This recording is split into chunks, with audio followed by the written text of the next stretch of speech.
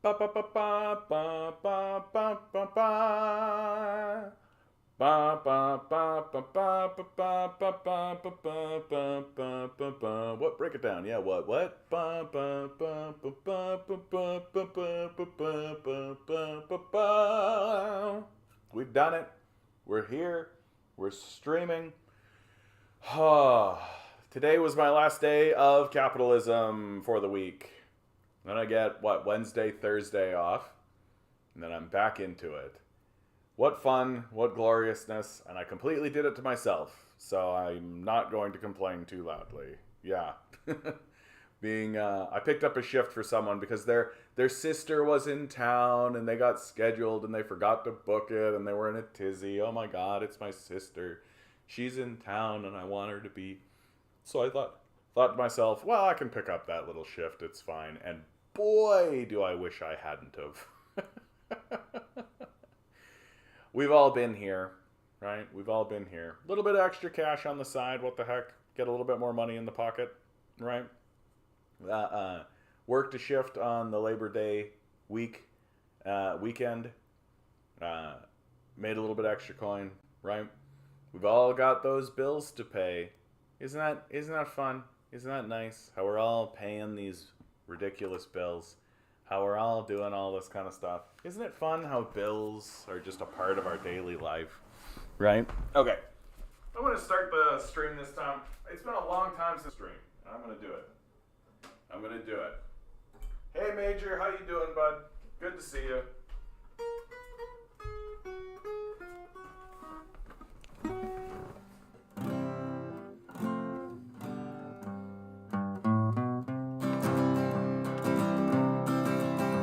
These times they are uncertain, of that there is no doubt, and nobody can tell me quite what it's all about. The heartbreak and the loneliness, the chaos and the fear will make even the strongest cry. I wish my ma was here. A young man on a battlefield fights for a rich man's gold. The bullet cracks into his spine. He knows he won't grow old. And as the tears come streaming down, at once his mind goes clear. The war was fought for nothing, he cries. I wish my ma was here. A lively story well in hand, a joke to soothe your soul. And when it came to arguing, she'd forgive and let it go. And when I cried, she held me, told me it's okay, my dear. And as we face these darkened days, I wish my ma was here. And as we march into the streets, is all the righteous do. We'll raise our voices to the skies, they cannot stop the truth. And as we tear their structures down, we'll raise a victory cheer. We made the world a better place, and I wish my ma was here. Yeah, we made the world a better place, and I wish my ma was here. Cotton, good to see you. I know this ain't the stream for it, but AEW is having an absolute meltdown in the locker room, and it makes me very sad. What's AEW? I don't know what that is. I don't know what you're talking about. Why are they having a meltdown? What's going on? I mean, this is sports, right? Locker room, right? Sports. The circus is for the masses. Quick, let's pay a guy $20 million to throw a ball. Yeah, homeless people you say in the streets, you got to learn how to throw a ball better. Ball throwing. You're the greatest ball thrower that's ever been a ball thrower. Good to see you, Nova Scotia Communist. Good to see you, bud.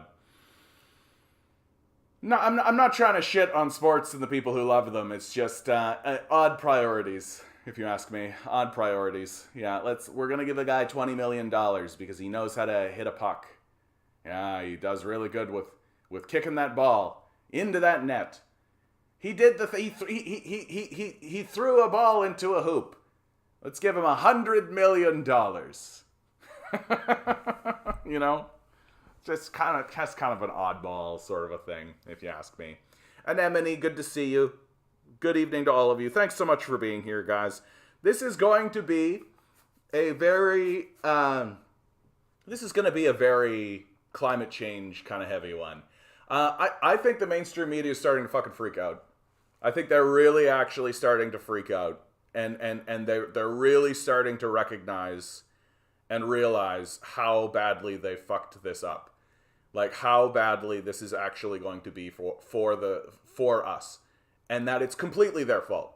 Like I'm completely of the mind that we have obvious grifters. I've got a great article coming up along the way. Big Oil's disinformation war.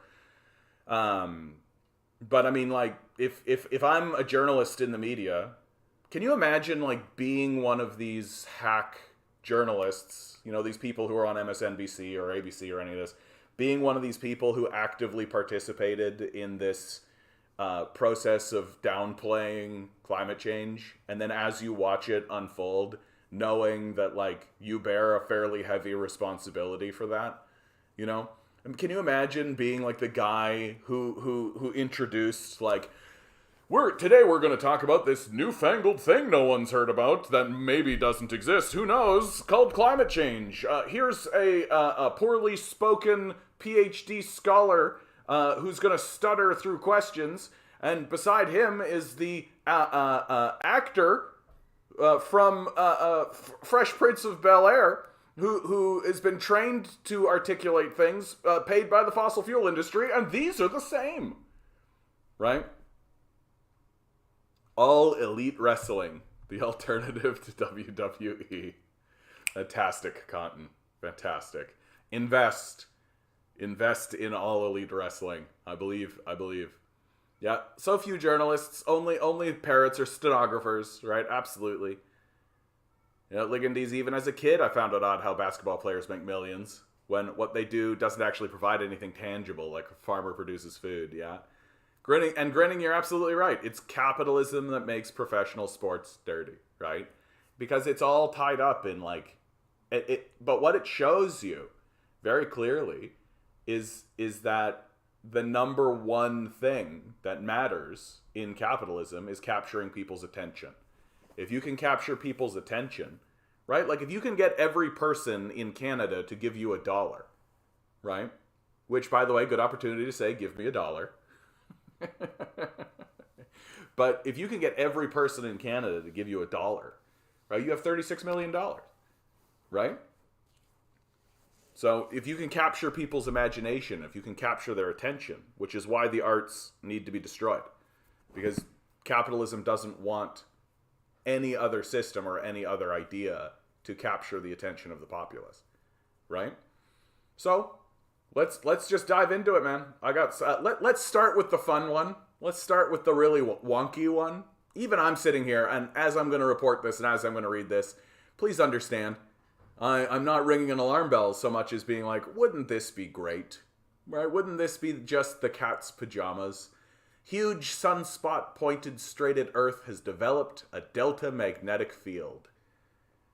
A giant sunspot may be about to erupt, sending out the most powerful form of solar flares growing for days. Sunspot AR3089, which is facing towards the Earth, has now developed a Delta-class magnetic field, meaning that it has built up enough energy that it may release X-class solar flares. X-class. Like, this is straight up, like, from X-Men. Like, we're gonna get mutants out of this. I'm rooting for it. Let's go, mutants. Yes. According to National Oceanic and Atmospheric Administration, there is around a 5% chance that the sunspot will release an X-class flare. If it does, the flare may trigger a powerful geomagnetic storm in the Earth's atmosphere, possibly resulting in damage to infrastructure and electromagnetic communication systems. Sunspots are darker areas on the sun's surface where coronal magnetic effects are particularly strong. When these strong magnetic fields realign themselves, this can eject solar flares. Praise the sun! Here we go! Right? Here we go. Let's get into the Dark Souls world with all this kind of shit. Yeah, all the rest of this is just yabba yabba, right? Like, while the chances of it happening are slim, the largest and most powerful X-class flare to hit the Earth is thought to have caused the 1859 Carrington event, which resulted in bright aurora being seen about the world and caused sparking and even fires in some telegraph stations. It's thought that if a storm of this magnitude occurred today, it would result in extended outages of the electrical power grid. Just let's go. Let's just descend into barbarism, right? The purge will begin, right? Like, it's I love all these guys that are walking around being like, just grind set, individualize your individualism. And then it's just like the sun, you know? Because like, this would be one of these events that like, you can't, who you blaming this on? You can't blame it on it. It's you can't even say it's American imperialism, right? You can't say anything. You're literally just like, yeah, the sun did it. You know, it's as if the god Ra was just like, you know what would really get these humans right now? You know, it'd be really perfect for these guys right now. Let's just shut that grid right down. Just, yeah. Really remind people. I feel like the universe, we're in a period of time right now where the universe is desperately trying to remind us, but like real gently, right? Real gently, not in the big horrific ways it could.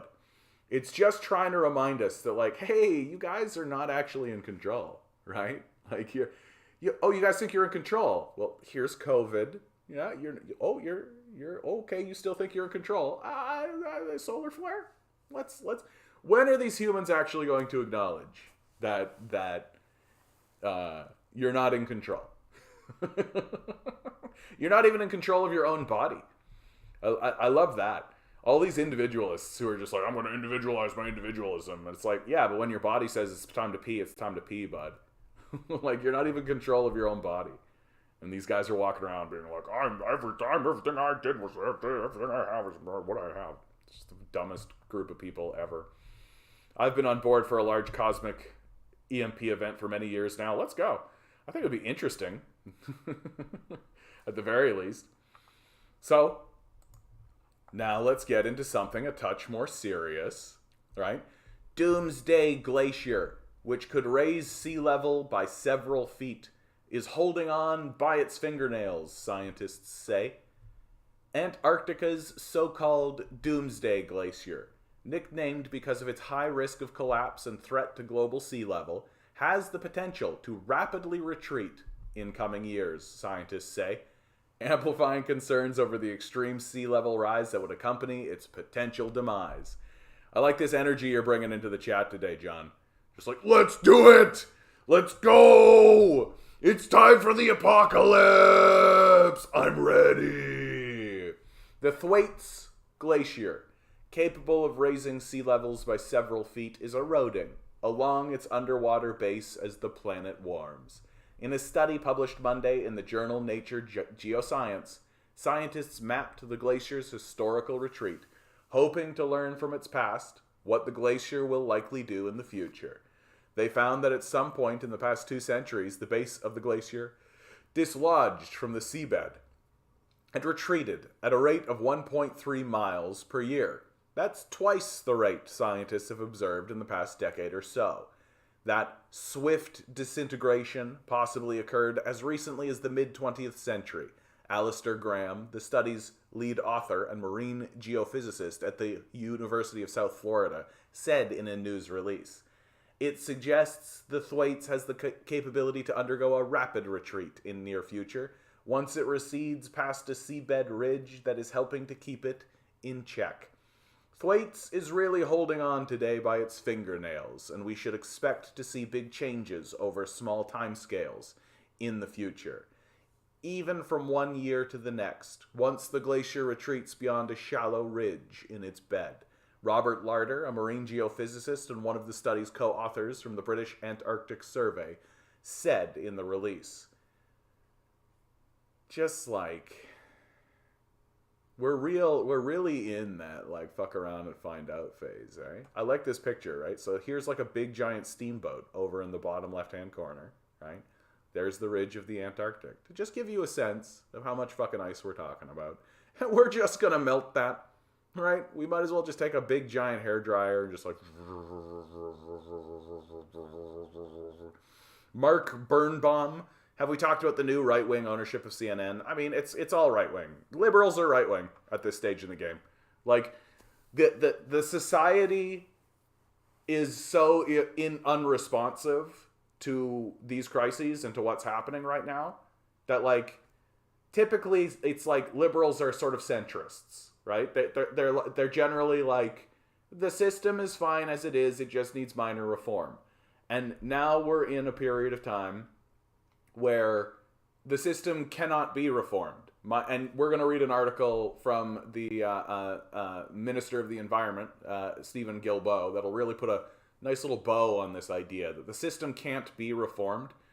And so if you're actually sitting there saying, we're going to reform the system, right? We're going to go ahead and reform the system in an unreformable situation. Well, then you're in the far right, right? And essentially what we have is we have three extreme far right parties and one right wing party, which is the Green Party, who are just kind of mouthing platitudes towards the idea that maybe we should prevent the apocalypse, right? There's no like left organization. There's nothing even remotely close to the left of center at this stage in the game. Like you can't be a centrist. Like if the issue is hey, should we put a bullet in your brain? There's no centrist position, right? There's no middle ground position. It's the answer is either yes or no, right? And if somebody goes, well, I don't know, then they're saying yes. Right?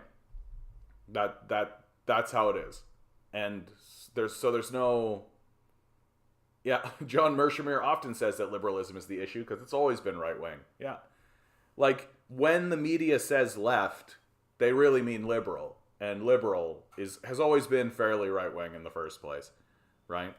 Just like, it's more willing to actually look at what the leftists are saying and kind of pick one issue that's gaining public steam and then use that. That's exactly how we got universal health care in this country, right? That leftists, actual socialists and actual communists were gaining a lot of political clout and steam in the NDP under Tommy Douglas, and we're going to take power unless the liberals did something about it. And so they did. They passed the Health Care Act, right?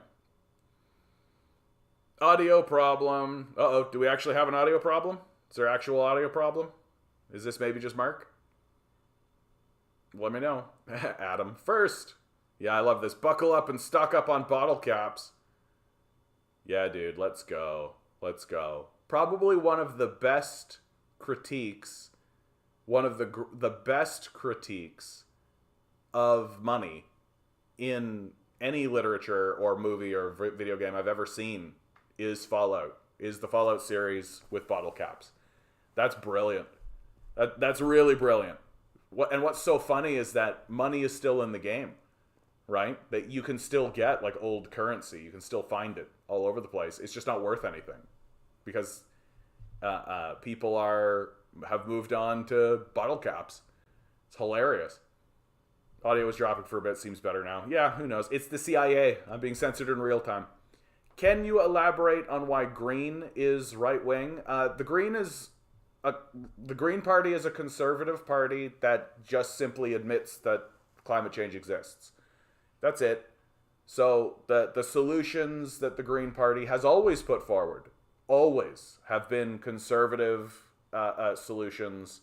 They've always been like, let's free market, let's create incentive structures, let's create tax incentives, right? They've never been left of center. They've never even been centrist, right? They're literally just a conservative party. Elizabeth May came from the Conservative Party. She worked with Brian Mulroney, right? And so, hey Oddity, how you doing, bud? Good to see you. And the and she's never stood up and been like, yeah, we should renationalize the fossil fuel industry. Like we should get rid of these parasites that are obviously creating massive problems for us, right? And yeah, and I mean, as the climate crisis has accelerated, this region has been closely monitored because of its rapid melting and its capacity for widespread coastal destruction. The Thwaites Glacier itself has concerned scientists for decades. As early as 1973, researchers questioned whether it was at high risk of collapse. Nearly a decade later, they found that because the glacier is grounded to a seabed, rather than to dry land, warm ocean currents could melt the glacier from underneath, causing it to destabilize from below. It was because of that research that scientists began calling the region around the Thwaites the weak underbelly of the West Antarctic ice sheet. Wah, wah, wah, wah, wah, wah, wah. Wah, wah, wah, wah, wah, wah. And where do you see the NDP? The NDP is just another liberal party, basically. I fully anticipate that if the NDP were to actually take power, which they won't, because that like, all right, let's just dive into it, right? Our culture is never going to vote for somebody like Jagmeet Singh, right? Because of the turban, straight up. We might get to a place where we're willing to vote for a person of color, right? Like we kind of, you could capture that sort of Obama style energy, right? You could get into that like whole, yeah, I'm the first person of color as the Prime Minister of Canada, you know, progressivism, all that kind of, you know, identity politics sort of thing, right? I think that you could play that, and I think Canada and Canadians generally are ready for that. The turban's too much. We're not ready for that. We're a little bit grown up on this issue, but we're not that grown up, you know? And I think that the turban alienates too many wine moms. The turban alienates too many quote unquote centrists, right? Yeah, and he's no Jack Layton. And then on top of that, like I genuinely think that Jagmeet Singh is just controlled dissent. I think he exists basically so that should Canada go and have like a Bernie Sanders moment and everybody's like, we're gonna go to the left, right? Well, going to the left in this environment means voting for Jagmeet Singh. And Jagmeet Singh is essentially a slightly more to the left liberal. Slightly more. I will say this, in fairness, and I think it's worth pointing out that the NDP have very recently changed their position on Israel-Palestine, which I actually think is a much bigger deal than even I have made of it in the past. That for the last 40, 50 years, all parties have essentially been like, the Palestinian-Israel conflict is what a conflict between two equal powers and all this kind of stuff. Whereas under Jagmeet Singh, he's finally said, like, no, like, this is a genocide. Like, this is Israel attacking Palestine. We've got serious organizations saying that that's the case. Organizations that we have historically trusted, right? Like Amnesty International, their report on the Israel-Palestine conflict was surprising, but I think it really gave the NDP the footing they needed to actually move forward in a credible way on that particular issue. Kudos for them for doing it, honestly. Like I can genuinely see how there are people in the conversation who could be swayed simply based on this. Although most people are voting with their wallet most of the time, right? And Jagmeet Singh's positions are things like, we're going to tax the rich, but we all know how it's going to go, right? We all know how it's going to go. Like, the liberals said they were going to tax the rich, too. What did they do? They taxed the rich 1% or whatever. They raised tax like 0.348%. And then they take that money and they hand it back to the people they taxed in some kind of other way, right? So it's just like a neutral kind of thing. And then, you know, like the Panama Papers come out underneath Trudeau. Nothing fucking happens from that. You just have, like, it's pretty clear to me that the NDP right now are not actually interested in confronting the crises that we face. They're like the Liberals, they're interested in convincing you that they're interested in confronting the crises. So they take all of the crises on one at a time, right? And they have a position on all these things and all this, but they're not actually taking a central position on the core issue, which is capitalism itself, right? Capitalism is the crisis. Capitalism is the thing that's generating the crisis. So what the NDP are doing, and the Liberals, and the Conservatives, right, that they're looking at the house fire, and they're going, oh my God, the house fire, vote for us and we'll take care of the house fire, right? And then there's like a whole bunch of bodies over there that have been shot and are in the streets and people are dying, right? And they're like, oh my God, look, the dying people in the streets, right? We're going to take care of those people, right? And then you see there's like a car that's been smashed up and they're like, oh my God, the car, it's been smashed up. Oh my goodness. So we're going to take care of the fire. We're going to take care of the bodies and we're going to take care of the smashed car, right? And in the middle of all of that is a guy with like a gun shooting it into the air, like blowing a blowtorch in the air, and they never talk about him. And if you point at the guy and you go, hey, there's a guy with a big giant gun and a blowtorch causing all kinds of mayhem, maybe stop that guy, all of the political parties go, what? No, that's the greatest person that's ever lived. That's the greatest, like, we need that. That's the basis of our entire system. You know, look how strong our economy is because of that guy. You know, look he's a job creator, really, when you think about it, you know? Like think of all the fire department jobs that guy is creating, right? Think about all the doctor jobs that guy is creating, right? Going around blowing everything up, destroying everything constantly, creating disruption and chaos wherever he goes, right? But, you know, we'd love to do something about him, but, you know, like, that's essentially the conversation that we're having now. And the reason why voters don't show up to vote for the NDP, like they didn't show up to vote for the NDP here in Ontario, right, is because voters don't see a difference between the NDP, the Liberals, and the Conservatives. Because there isn't a difference between them, fundamentally. Right? Because the NDP refused to stand up and say out loud as a slogan, capitalism is the crisis. Right? We have to confront it. And if we're not going to confront it, then we're not really doing politics. Like, not really. It's pretty startling to believe that we're actually doing politics when we're literally not, like, it's like Voldemort. Like, it's like you can't say the word capitalism. You just can't say it, right? It's he who shall not be named, right? The economy. That's the word that they're using to replace capitalism. So instead of saying capitalism and the capitalist system and the way that the capitalist system operates, right, which would open them up to engage in real ideas, right? Instead, they just say the economy, this sort of nebulous, vague. Like, the economy means anything you want it to mean, right? And really what they mean when they say the economy is just like the wealth of the billionaire class. That's all, right? Sure, breathable air, right? Workable land, right? Drinkable water. These things are important, absolutely. But you know what, guys? David Thompson needs another yacht. You know? That's essentially the conversation we're having right now. That there's just like a psychopath walking around our culture with like a fucking AR-15 and a blowtorch just blowing everything up, and we're just not supposed to be like, that's a problem. You know? Mark says, Israeli lobby has been extremely successful in its propaganda of conflating criticism of Israel with anti-Semitism. Yeah, and that's on purpose. It silences all dissent, and then they're shocked when criticism of Israel manifests as anti-Semitic hate crimes. Yeah.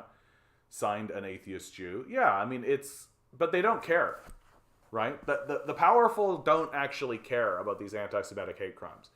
Because the whole point of Israel is as just a military outpost for the United States. That's all it is, right? As far as the United States is concerned, Like the whole connection to Israel and the whole connection between the Israeli Zionists and the Jews and the Christians and all, and then the religious aspect of it and so on and so forth, right?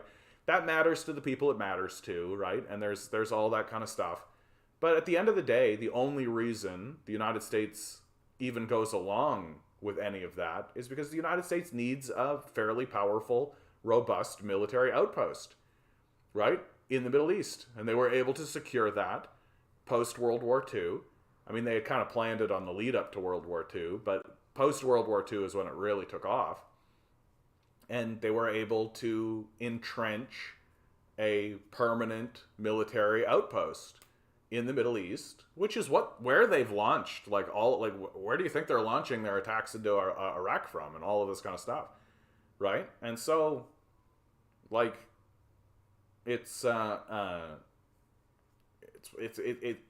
become very obvious, and Abby Martin, in my view, Abby Martin is the one who's most responsible in the last 10 years. Gaza Fights for Freedom. If you don't know Gaza Fights for Freedom, it's a masterpiece. Like, it's literally a masterpiece. If you sit down with someone and you were to show them Gaza Fights for Freedom, and they walked away from it thinking anything other than Israel is a terrorist state that's creating a genocide, then they're probably a Nazi. I think it's like we're getting to that point in the conversation that things are getting so obvious and so plain and so very straightforward, where you have to like purposefully obfuscate and purposefully deny evidence. You've got to retreat into like a fantasy world, into just like a Santa Claus level fantasy world, in order to maintain your position, in order to maintain the position, and just pretend as though the evidence that's being presented doesn't exist. Isaac, how you doing, bud? Good to see you. Adam, you're saying, but calamity may just not be due to the sun's dark spots creating X-force delta magnetic fields. It may have made things worse due to the pollution the wealthy have put into the skies. I know, right? Turns out that burning the bones of our ancestors may actually have consequences, guys. If you take all of that dead organic matter, just spew it into the atmosphere, there might be consequences to that. Isaac says, my aunt and her family lived in LA in the 1980s, and 5 years ago they went back to live there, and they were horrified at the amount of homeless everywhere. Yep, they fled to another state. Yeah, I think the thing that's very impressive, and impressive is exactly the word to use, is how the homelessness crisis has been completely eliminated. It's been made invisible. There's no homeless encampments. What are you talking about, right? That homelessness, if all you do is watch these Marvel movies, right, and if all you're doing is watching Disney shit, right, or Netflix or whatever, right, you can just be completely disconnected from all of that, right? You can be totally disconnected from the homelessness crisis. That's why whenever I actually manage to sit down and do some writing, I try to include those homeless encampments, because where are they? They're eliminated because they're uncomfortable for, wine moms. Israel is an unsinkable battleship. That's exactly right. And it's got nuclear bombs, no less, right? So it's quite serious.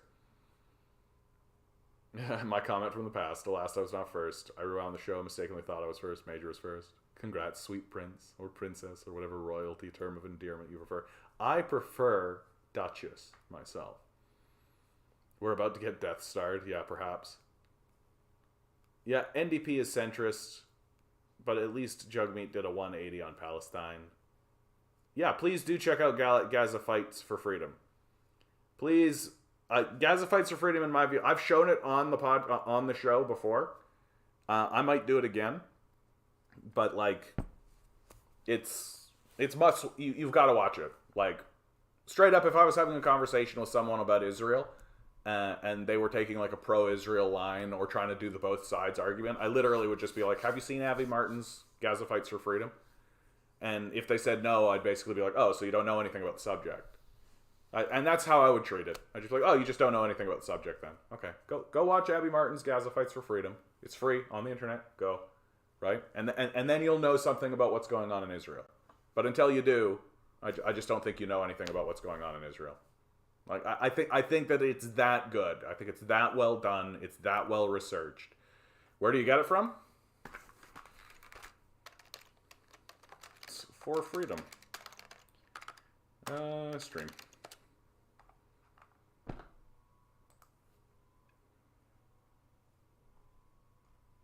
There you go.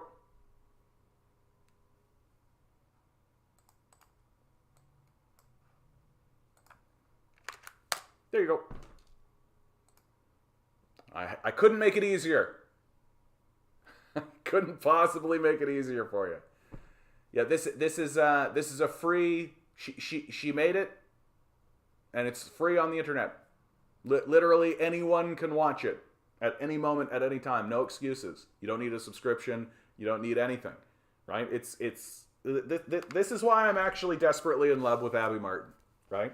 Besides the fact that she's like a total fox, like that's fine, but like she's actually like a real journalist. She's a real journalist. One of the very few that actually exist in the world today, right? She's the reason why I struggle watching like fiction. I struggle reading fiction books.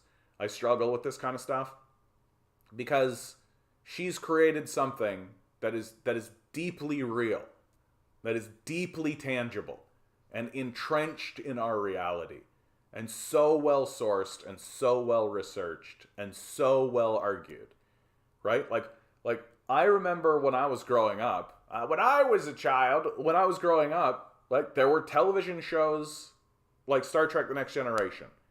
There were television shows that you could watch on the regular that would take strong positions on moral or social issues, right? And then defend that position. Unabashedly defend that position. And they would do so honestly. They wouldn't strawman the thing. They wouldn't do that. That they would take a strong position and they would defend it. That's all gone. Television these days is very, very like even the good stuff is very like moral relativity and very like abstraction, right? Like you think about a show like Adventure Time, an excellent show, but like they're not taking strong, powerful positions on issues and then defending those positions, right? Like you think about a show like Captain Planet. Like the very thesis of Captain Planet is a strong defense from a moral and ethical position, right? The very concept of it. We just don't do that anymore. Everything's like fucking Teletubbies now. Just like, just noise and sound. Like, ignore the reality of what's going on in your life. So if you want to see something real and actually learn something, here you go. To be fair to Jugmeat in regards to not being latent, is that Jugmeat only voted to go along with sanctions against Venezuela killing 10,000, while Leighton voted to use jets in Libya to kill 10,000. Yeah, that's a fair point, right? Like Jugmeat's imperialism is slightly less direct, right? And so far we have failed in overthrowing the Venezuelan state. Whereas the coup in Libya was completely successful. We've managed to erect a full-scale slave state in Libya, so success for us.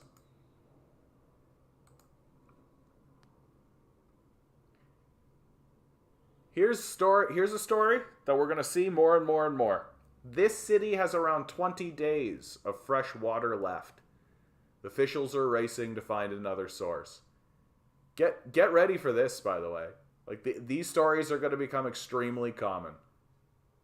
A city in New Mexico has about 20 days of fresh water left, and officials there are scrambling to find another source to prevent cancer-causing particles from flowing out of faucets. The hillsides around Las Vegas, New Mexico were scorched by the state's largest wildfire on record this spring, which burned more than 340,000 acres.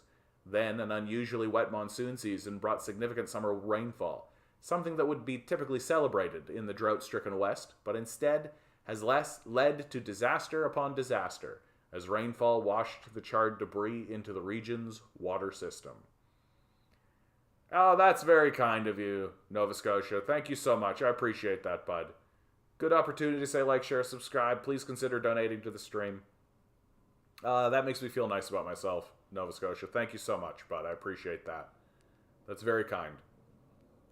I wish I had like a bell or something. Something that I could like, wah, wah, wah, wah, wah, wah. Go! Thanks, bud. I appreciate it. Yeah, the water wars have arrived, right? The water wars have arrived. Meanwhile, the super rich preppers planning to save themselves from the apocalypse. Tech billionaires are buying up luxurious bunkers and hiring military security to survive a societal collapse they helped create. But like everything they do, it has unintended consequences. Yeah, the YouTube cut is something like 25%, 30%. If you'd like to do PayPal, my email is in the description. It's not in the description, it's in the settings. You just go to the about this page section and you're going to find it. As a humanist who writes about the impact of digital technology on our lives, I am often mistaken for a futurist. The people most interested in hiring me for my opinions about technology are usually less concerned with building tools that will help people live better lives in the present than they are in identifying the next big thing through which to dominate them in the future. I don't usually respond to their inquiries. Why help these guys ruin what's left of the internet, much less civilization? Still, sometimes a combination of morbid curiosity and cold hard cash is enough to get me on the stage in front of the tech elite, where I try to talk some sense into them about how their businesses are affecting our lives out here in the real world. That's how I found myself accepting an invitation to address a group mysteriously described as ultra-wealthy stakeholders out in the middle of the desert. A limo was waiting for me at the airport. As the sun began to dip over the horizon, I realized I had been in the car for 3 hours. What sort of wealthy hedge fund types would drive this far from the airport for a conference? Then I saw it. On a parallel path next to the highway, as if racing against us, a small jet was coming in for a landing on a private airfield. Of course. The next morning, 2 men in matching Patagonia fleeces came for me in a golf cart and conveyed me through rocks and underbrush to a meeting hall. They left me to drink coffee and prepare in what I figured was serving as my green room. But instead of me being wired with a microphone or taking to a stage, my audience was brought in to me. They sat around the table and introduced themselves. 5 super wealthy guys, yes, all men, from the upper echelon of the tech investing and hedge fund world. At least 2 of them were billionaires. After a bit of small talk, I realized they had no interest in the speech I had prepared about the future of technology. They had come to ask questions. They started out innocuously and predictably enough. Bitcoin or Ethereum? Virtual reality or augmented reality?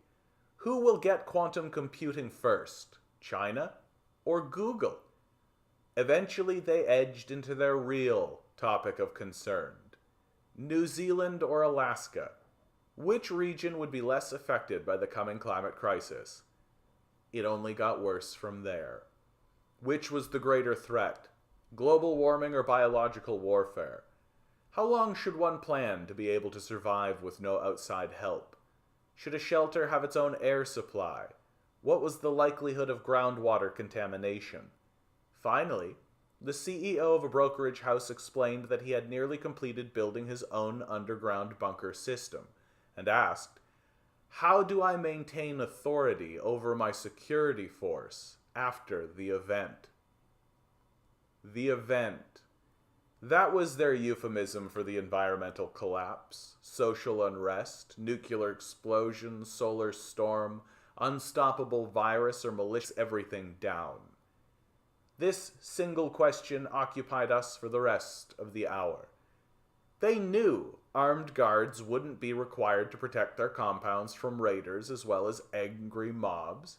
One had already secured 12 Navy SEALs to make their way to his compound if he gave them the right cue.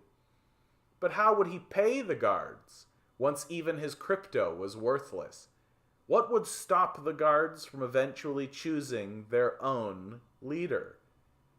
The billionaires considered using special combination locks on the food supply that only they knew, or making guards wear disciplinary collars of some kind in return for their survival, or maybe building robots to serve as guards and workers if that technology could be developed in time. I tried to reason with them. I made pro-social arguments for partnership and solidarity as the best approaches to our collective long-term challenges. The way to get your guards to exhibit loyalty in the future was to treat them like friends right now, I explained. Don't just invest in ammo and electric fences. Invest in people and relationships. They rolled their eyes at what must have sounded to them like hippie philosophy. This was probably the wealthiest, most powerful group I had ever encountered. Yet here they were, asking a Marxist media theorist for advice on where and how to configure their doomsday bunkers.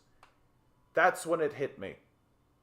At least as far as these gentlemen were concerned, this was a talk about the future of technology. Taking their cue from Tesla founder Elon Musk, colonizing Mars, Palantir's Peter Thiel, reversing the aging process, or artificial intelligence developers Sam Altman and Ray Kurzweil, uploading their minds into supercomputers, they were preparing for a digital future that had less to do with making the world a better place than it did with transcending the human condition altogether. Their extreme wealth and privilege served only to make them obsessed with insulating themselves from the very real and present danger of climate change, rising sea levels, mass migrations, global pandemics, nativist panic, and resource depletion. For them, the future of technology is only about one thing: escape from the rest of us. These people once showered the world with madly optimistic business plans for how technology might benefit human society. Now they've reduced technological process to a video game that one of them wins by finding the escape hatch. Will it be Jeff Bezos migrating into space, Thiel to his New Zealand compound, or Mark Zuckerberg to his virtual metaverse? And these catastrophing billionaires are the presumptive winners of the digital economy, the supposed champions of the survival of the fittest business landscape that's fueling most of this speculation to begin with. What I came to realize was that these men are actually the losers. The billionaires who called me out to the desert to evaluate their bunker strategies are not the victors of the economic game so much as the victims of its perversely limited rules. More than anything, they have succumbed to a mindset where winning means earning enough to insulate themselves from the damage they are creating by earning money in that way. It's as if they want to build a car that goes fast enough to escape from its own exhaust. Yet this Silicon Valley escapism, let's call it the mindset, encourages its adherents to believe that the winners can somehow leave the rest of us behind. Never before have our society's most powerful players assumed that the primary impact of their own conquests would be to render the world itself unlivable for everyone else. Nor have they ever before had the technologies through which to program their sensibilities into the very fabric of our society. The landscape is alive with algorithms and intelligences actively encouraging these selfish and isolationist outlooks. Those sociopathic enough to embrace them are rewarded with cash and control over the rest of us. It's a self-reinforcing feedback loop. This is new.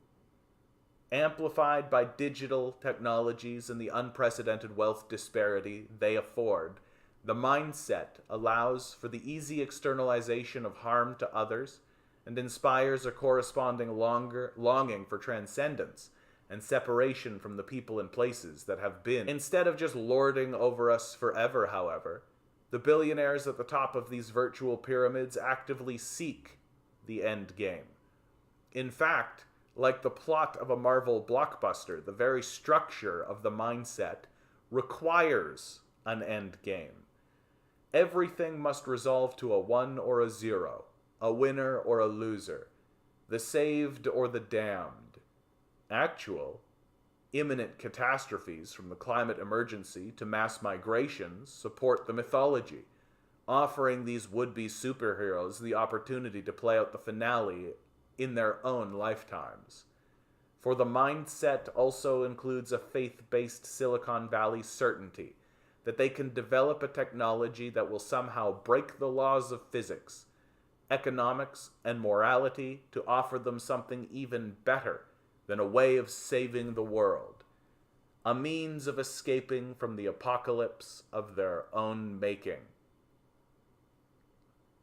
By the time I boarded my return flight to New York, my mind was reeling with the implications of the mindset. What were its main tenets? Who were its true believers?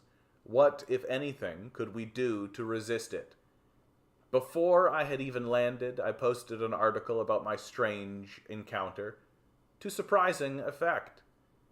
Almost immediately, I began receiving inquiries from businesses catering to the billionaire prepper, all hoping I would make some introductions on their behalf to the 5 men I had written about. I heard from a real estate agent who specializes in disaster-proof listings, a company taking reservations for its 3rd underground dwellings project, and a security firm offering various forms of risk management. But the message that got my attention came from a former president of the American Chamber of Commerce in Latvia. C.J. Cole had witnessed the fall of the Soviet Empire, as well as what it took to rebuild a working society almost from scratch. He had also served as landlord for the American and European Union embassies, and learned a whole lot about security systems and evacuation plans. "You certainly stirred up a bee's nest," he began in his first email to me. "It's quite accurate. The wealthy hiding in their bunkers will have a problem with their security teams. I believe you are correct with your advice to treat those people really well right now. But also the concept may be expanded, and I believe there's a better system that would give much better results." He felt certain that the event, a gray swan or predictable catastrophe triggered by our enemies, Mother Nature, or just by accident, was inevitable. He had done a SWOT analysis, strengths, weaknesses, opportunities, and threats, and concluded that preparing for calamity required us to take the very same measures as trying to prevent one. "By coincidence," he explained, "I am setting up a series of safe haven farms in the New York City area. These are designed to best handle an event and also benefit society as a semi-organic farms, both within 3 hours' drive from the city, close enough to get there when it happens." Here was a prepper with security clearance, field expertise, and food sustainability expertise. He believed the best way to cope with the impending disaster was to change the way we treat one another, the economy, and the planet, right now, while also developing a network of secret, totally self-sufficient residential farm communities for millionaires, guarded by Navy SEALs armed to the teeth. JC is currently developing 2 farms as part of his Safe Haven project. Farm 1, outside of Princeton, is his show model, and works well as long as the thin blue line is working. The second one, somewhere in the Poconos, has to remain a secret. "The fewer people who know the locations, the better," he explained, along with a link to the Twilight Zone episode in which panicked neighbors break into a family's bomb shelter during a nuclear scare. The primary value of safe haven is operational security, nicknamed OPSEC by the military. If and when the supply chain breaks, the people will have no food delivered.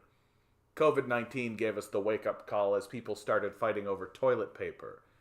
When it comes to a shortage of food, it will be vicious. That is why those intelligent enough to invest have to be stealthy.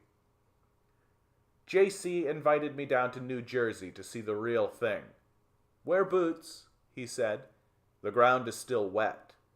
Then he asked, "Do you shoot?" The farm itself was serving as an equestrian center and tactical training facility in addition to raising goats and chickens. JC showed me how to hold and shoot a Glock at a series of outdoor targets shaped like bad guys. While he grumbled about the way Senator Dianne Feinstein had limited the number of rounds one could legally fit in a magazine for the handgun, JC knew his stuff. I asked him about the various combat scenarios. "The only way to protect your family is with a group," he said. That was really the whole point of his project, to gather a team capable of sheltering in place for a year or more, while also defending itself from those who hadn't prepared. JC was also hoping to train young farmers in sustainable agriculture, and to secure at least one doctor and dentist for each location. On the way back to the main building, JC showed me the layered security protocols he had learned designing embassy properties. A fence, no trespassing signs, guard dogs, surveillance cameras, all meant to discourage violent confrontation. He paused for a minute as he stared down the drive. "Honestly, I'm less concerned about gangs with guns than the woman at the end of the driveway holding a baby and asking for food." He paused and sighed. "I don't want to be in that moral dilemma." That's why JC's real passion wasn't just to build a few isolated militarized retreat facilities for millionaires, but to prototype locally owned sustainable farms that can be modeled by others and ultimately help restore regional food security to America. The just-in-time delivery system preferred by agricultural conglomerates renders most of the nation vulnerable to a crisis as minor as a power outage or transportation shutdown. Meanwhile, the centralization of the agricultural industry has left most farms utterly dependent on the same long supply chains as urban consumers. "Most egg farmers can't even raise chickens," JC explained as he showed me his hen houses. "They buy chicks. I've got roosters." JC is no hippie environmentalist, but his business model is based in the same communitarian spirit I tried to convey to the billionaires. The way to keep the hungry hordes from storming the gates is by getting them food security now. So, for $3 million, investors not only get a maximum security compound in which to ride out the coming plague, solar storm, or electrical grid collapse, they also get a stake in a potentially profitable network of local farm franchises that could reduce the probability of a catastrophic event in the first place. His business would do its best to ensure there are as few hungry children at the gate as possible when the time comes to lock down. So far, J.C. Cole has been unable to convince anyone to invest in American heritage farms. That doesn't mean no one is investing in such schemes. It's just that the ones that attract more attention and cash don't generally have these cooperative components. They're more for people who want to go it alone. Most billionaire preppers don't want to have to learn to get along with a community of farmers, or worse, spend their winnings funding a national food resilience program. The mindset that requires safe havens is less concerned with preventing moral dilemmas than simply keeping them out of sight.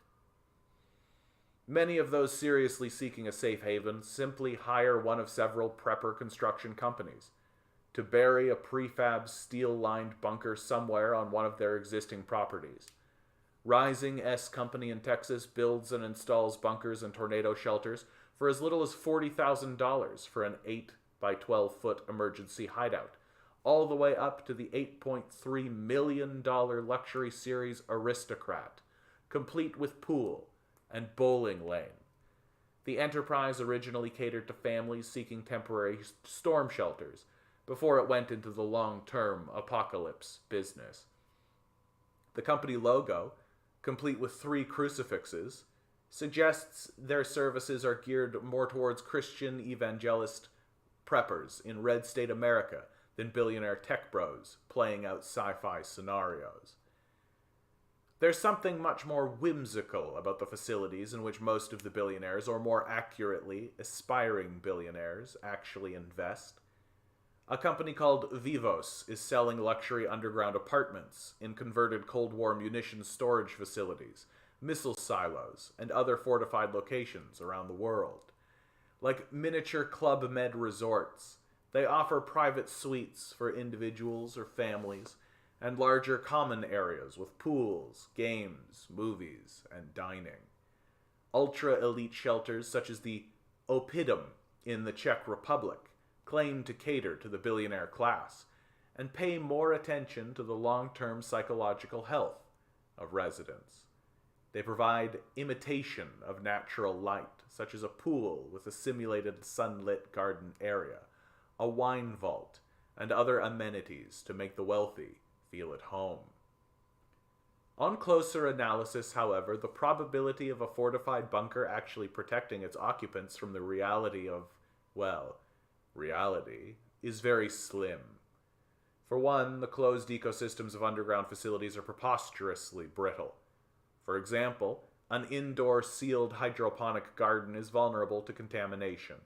Vertical farms with moisture sensors and computer-controlled irrigation systems look great in business plans and on the rooftops of Bay Area startups. When a pallet of topsoil or a row of crops goes wrong, it can simply be pulled and replaced. The hermetically sealed apocalypse grow room doesn't allow for such do-overs. Just the known unknowns are enough to dash any reasonable hope of survival. But this doesn't seem to stop wealthy preppers from trying. The New York Times reported that real estate agents specializing in private islands were overwhelmed with inquiries during the COVID-19 pandemic. Prospective clients were even asking about whether there was enough land to do some agriculture in addition to installing a helicopter landing pad. But while a private island may be a good place to wait out a temporary plague, turning it into a self-sufficient, defensible ocean fortress is harder than it sounds. Small islands are utterly dependent on air and sea deliveries for basic staples. Solar panels and water filtration equipment need to be replaced and serviced at regular intervals. The billionaire who resides in such locales are more, not less, dependent on complex supply chains than those of us embedded in industrial civilization.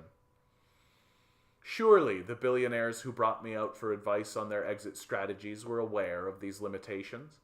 Could it have all been some sort of game? 5 men sitting around a poker table, each wagering his escape plan was best.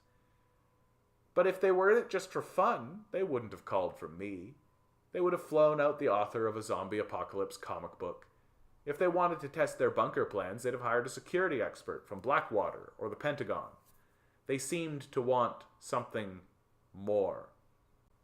Their language went far beyond questions of disaster preparedness and verged on politics and philosophy, words such as individuality, sovereignty, governance, and autonomy.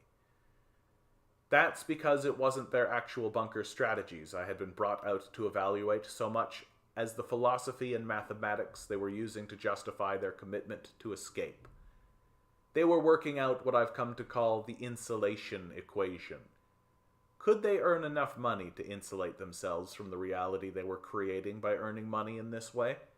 Was there any valid justification for striving to be so successful that they could simply leave the rest of us behind, apocalypse or not?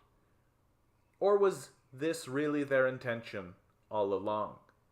Maybe the apocalypse is less something they're trying to escape than an excuse to realize the mindset's true goals, to rise above mere mortals and execute the ultimate exit strategy.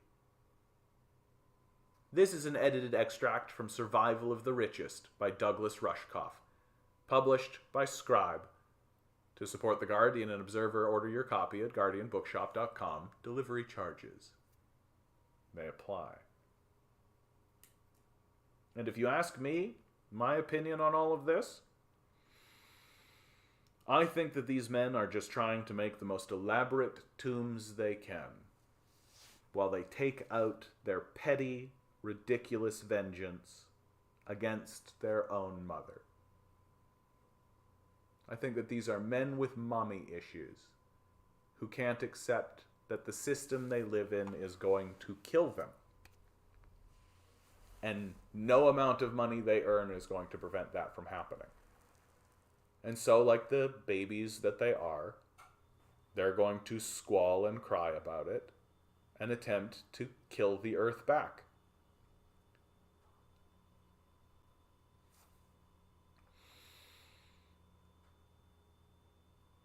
Let's see what you guys have been saying. Yeah, reserve your shelter employment today with Vault-Tec. Do not delay. Content says, I'm seriously not sure how you approach the event. Their concerns are valid. In the event of all against all, I don't want to fight. I just want me and my wife to die on our terms. I don't want to die by roving barbarians, because they will become artists of violence, and I just don't want to find out. Nova Scotia says, idea, when you get a super chat, whistle like the friendly giant. Oh, there you go. That's nice. Grinning says, there are a bunch of old limestone mines in my area. Could hold tens of thousands easier. Boomers bought all the toilet paper for months in my area. I love that toilet paper became the thing, yeah. Yep, Methane says, underground living, very problematic. Water, air ventilation, it's difficult. Yeah. I've been saying since I found out about this bunker shit. This isn't the first time I've ever read this story, right? Or seen this idea. I've said from the very beginning, I can't think of a better punishment for these guys than to live out their final days in this claustrophobic hellscape, either alone and going mad, or in constant and perpetual warfare with the people they bring with them underneath until everybody goes crazy and they all die anyway. I can't think of a better punishment for these people. There are several businesses that use them for storage. For a long time, there were mushroom growers, but largely they aren't used. Yeah. I mean, storage makes sense. Like, it makes sense that, like, because it's an underground bunker, for God's sakes. Like, it's a good place to put things. It's not good for living. I hate reading fiction. I read so much news that I like to turn my brain off for entertainment. Yeah, it's funny. I'm the same. I don't like reading fiction, but I like writing fiction. And I think the reason why I don't like reading fiction is because when I read it, especially fantasy, I'm just like, this is completely disconnected from anything that matters to me. I get why people do it. Escapism, that's fine. You want to get into escapism, you go ahead, right? I would prefer to write something like, I'm not seeing any of these realities manifesting in our fiction, right? That, like, when the apocalypse is discussed, it's always very abstract. You know, like, we're going to activate the keystone, and that's going to blow up the earth. And it's like, how about we actually discuss the real nature of the apocalypse that we're in? That's why I rather like the book I'm currently writing, Necromancer. Because the apocalypse that's being ushered in is that humans are burning fossil fuels. And it's clogging up the atmosphere. And it's preventing the angels of heaven from getting into Earth and allowing demons to come up from, like, hellgates. Like the Bay of Mexico thing that happened, right? We all remember when the ocean caught on fire, right? Well, that's going to release a bunch of demons into the world. These sorts of things, right? And my hope is by rooting the story in the actual reality of what's happening in that kind of apocalyptic way, it'll really capture the imagination of the people. Wealthy preppers are just creating the storehouses for the future needy. Yeah, if the apocalypse happens, they better hope we don't find them. Yeah, New Mexico out of water? Maybe they need a newer Mexico. We need to top up Ogallala stat. I plan on building a bunker if I get the land. Have fun. I can just imagine some urban explorer finding one of these bunker decades later after these billionaires find these billionaire starved corpses. Yeah, we've all played Fallout, man. Like, we all know how that goes, right? You find a little bunker, you open it up, right? You're like, well, what's in the bunker, right? You find some kind of weird story, right? Like somebody kept a journal, and you read the journal, and it's like weird. Broccoli, cheddar, rice, good to see you. Except maybe sci-fi, which is a more commentary on the present than the future. Our culture has kind of stopped producing good sci-fi and fantasy that does that. It's not really doing it anymore. And there's a lot of reasons for that, right? Part of it, I think, is actually purposefully done. I think that the powerful know that the arts and artists are actually dangerous. They know that they have to kill the arts and corporatize it, right? You can see that with Disney, right? Disney literally makes like 80% of the market share these days, right? And Disney's basically saying nothing important whatsoever. Like, their stuff is literally schlock.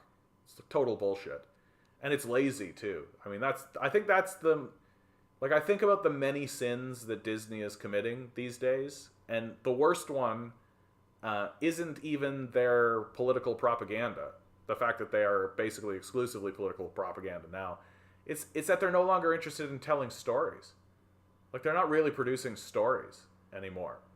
Like, everything is very bad. Bad would be the word to use, right? It's concise. It's very straightforward, to the point.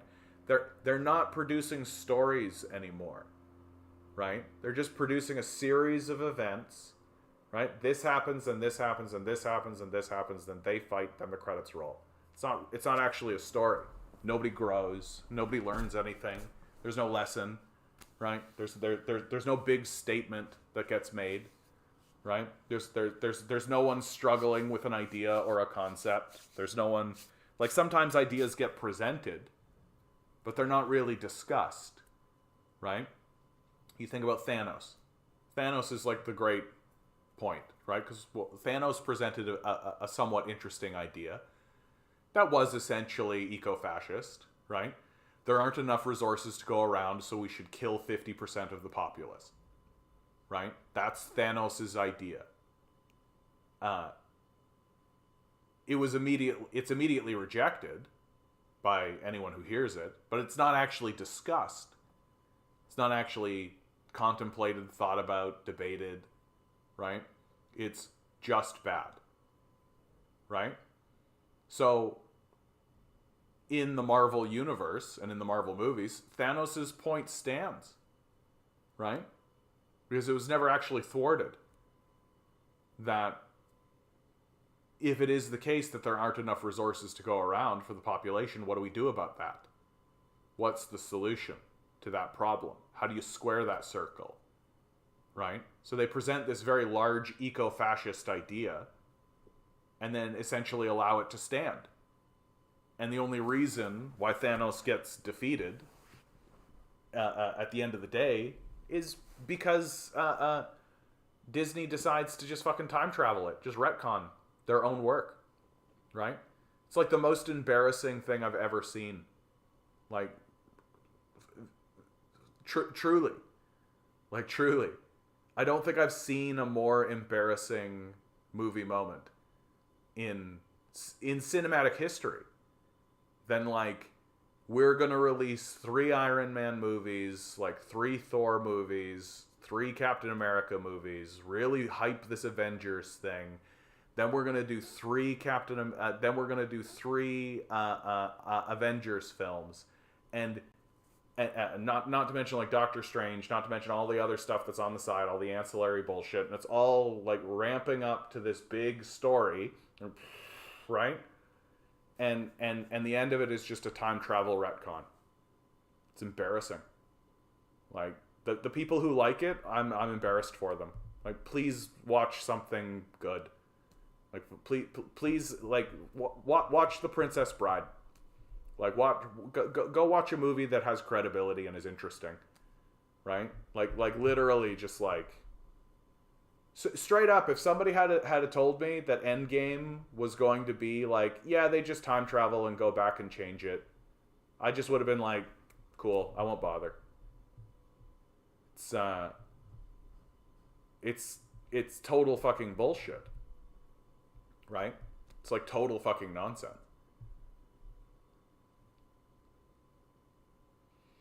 Yeah, there's tons of manuals in DIY. A very good bunker story was Malcolm in the Middle episode in the last and weakest season. It's on Disney. Stan Lee always talked about the illusion of change. Comics are designed to never really progress.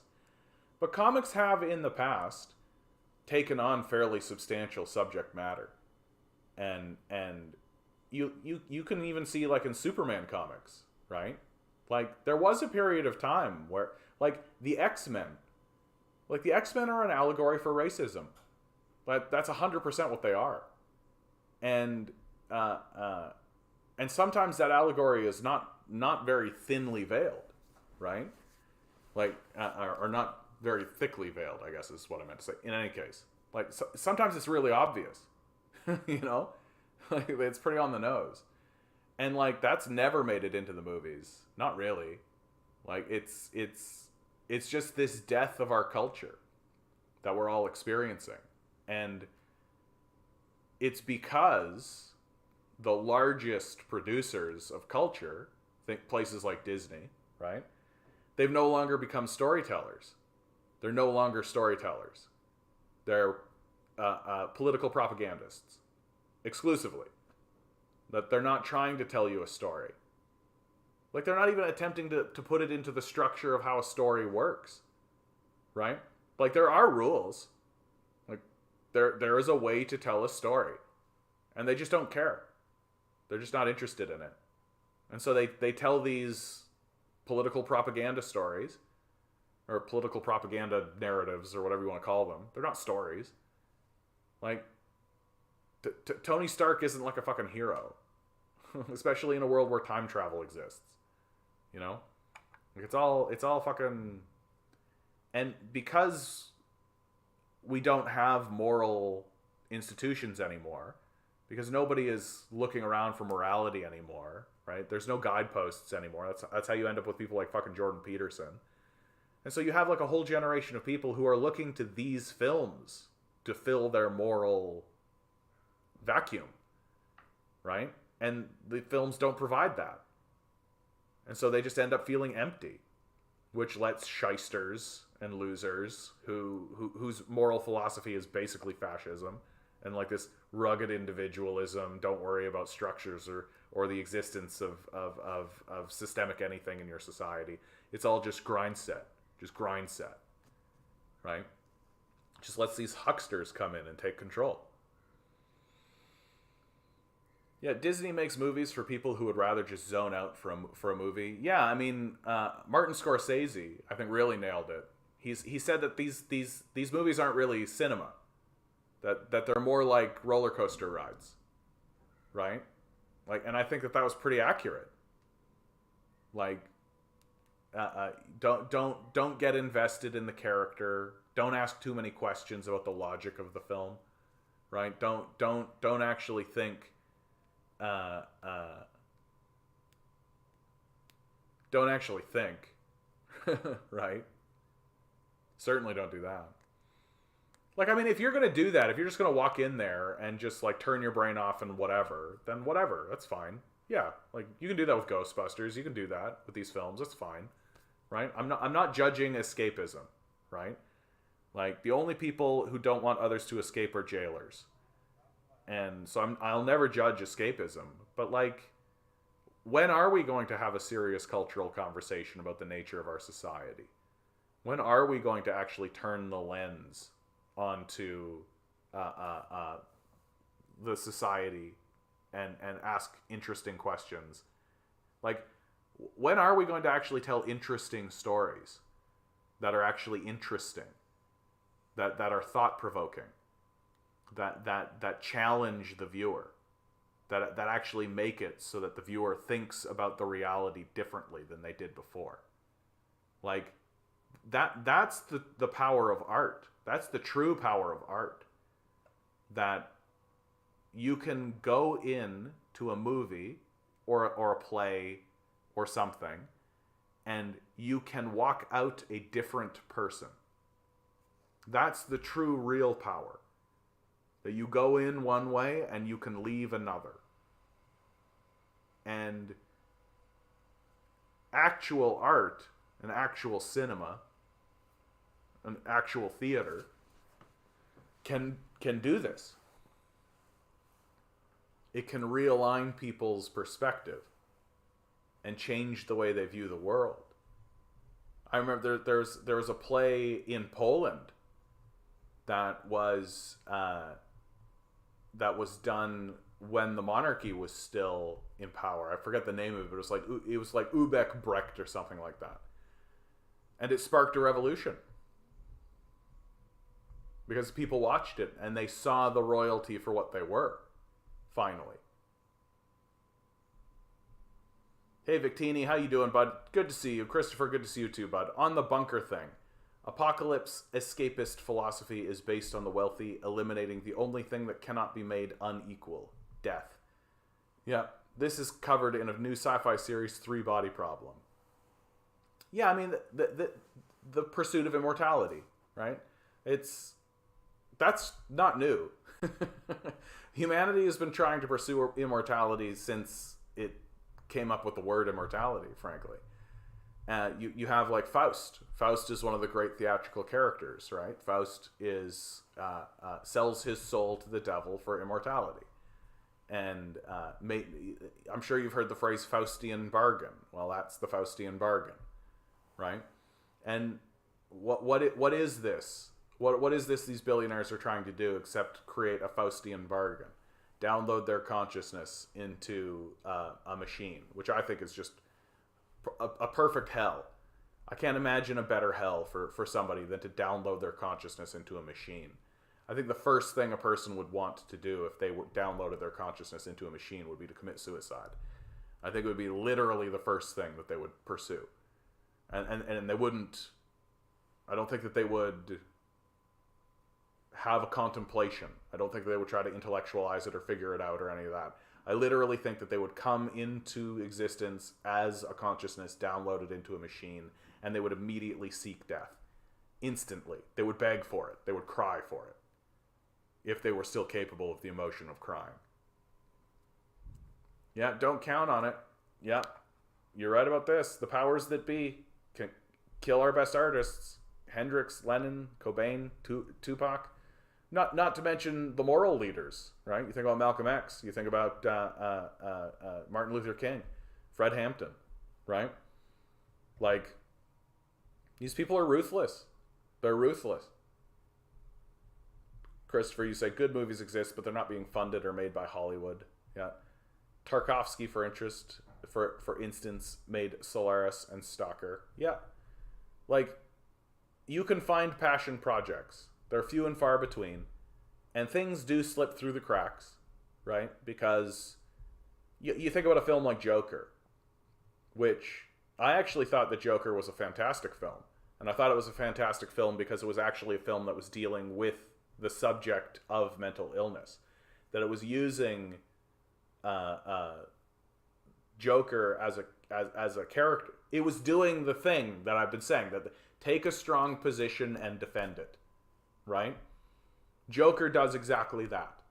Joker takes a very strong position and defends it, right? He says it at the end of the film. It's clear as day, right? What do you get when you take a mentally ill person and abandon them? You get what you deserve. That's a very strong statement to make. It's a very strong statement to make. And in my view makes Joker probably one of the best of this superhero genre, right? That it stands atop all else because it's at least attempted to present a character who has ideas and thoughts and makes powerful statements and defends those powerful statements. And you empathize with him. he is in truth the protagonist, and you believe it. And you can see how that story has had an impact in the industry. You can see, like, the Batman completely was like, oh, we got to respond to that. Like, we can't just present like another Tim Burton Batman. We can't just have another Chris Nolan Batman. Like, we can't just do like a fucking Adam West Batman again. Like, we got to actually show a character. We actually need to present somebody who is real and has something to say, and is attempting to struggle with something, right? Because if we put forward another Chris Nolan Batman, people will ignore it. It'll be the death of the series, right? And I feel like Joker just slipped through, because I think what the capitalists were thinking is just like, yeah, Joker movie, Joaquin Phoenix, money. That's what I think. I don't think they gave a fuck about the subject matter at all. I don't think they cared about the nature of the film. I think all they saw was Joker movie, Joaquin Phoenix, lots of money, me. Oh, Martin Scorsese is somehow connected to this thing, right? Like, oh, Robert De Niro is connected to this thing. Fuck yeah, let's go. Cha-ching, cha-ching, cha-ching, cha-ching. That's usually how these films slip through, right? Like, that's how you get films like Don't Look Up made. Oh, Leonardo DiCaprio. Oh, Jennifer Lawrence is gonna. Holy cow, Meryl Streep. Okay. Do you want to know the story? Not really. Right? And it gets pushed through and becomes like an iconic film. And, capitalism destroys itself. Hadn't thought about it, but you're so right about the dumbing down of books and films. All my favorite books are 30 years old now. Things like Orcs or Crake and Cyberpunk. Well, and also there's a interesting phenomenon happen. I was just listening to an interview that Quentin Tarantino gave. And Quentin Tarantino is saying that he's talking to major executives, and these executives are like, we can't get our hands on scripts anymore. Nobody's actually writing a script and like sitting down and writing a script and then like producing the script and handing it to us and be like, here, tell me what you think. That's not happening anymore, because what people who are pursuing the arts and writers, what they're trying to do is they're trying to get into writers' rooms, right? They're trying to get into a TV show, or they're trying to do that kind of thing, right? Which tells me, yeah, that's a response to the destabilization of the society.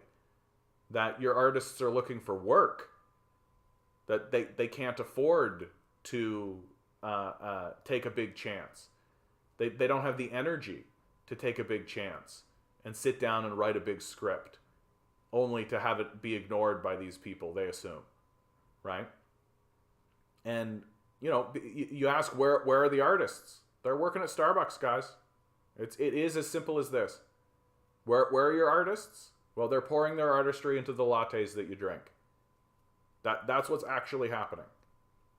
Like, where's the next big script? Where's the next big idea? Where's the next big thought? Where's the next big thing? Yeah, it's at Starbucks. Wasting its way, self away, grinding away at a subsistence wage just so it can pay the rent. That's where your fucking scripts are. Right? And if you want to actually, like, produce... If you want to see art produced, well, then you need to create a support base. And until then, the society is just going to continuously degrade into Disney garbage, where they just completely destroy and betray everything they touch. Because they can't help it anymore. Like, they can't help it. They're not interested in telling stories. They're interested in political propaganda, exclusively. And, like, after what they did to Luke Skywalker... Disney can't be trusted. Not with stories. Not with ideas or thoughts. Because they don't have any.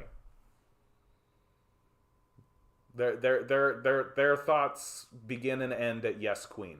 That's as far as they get.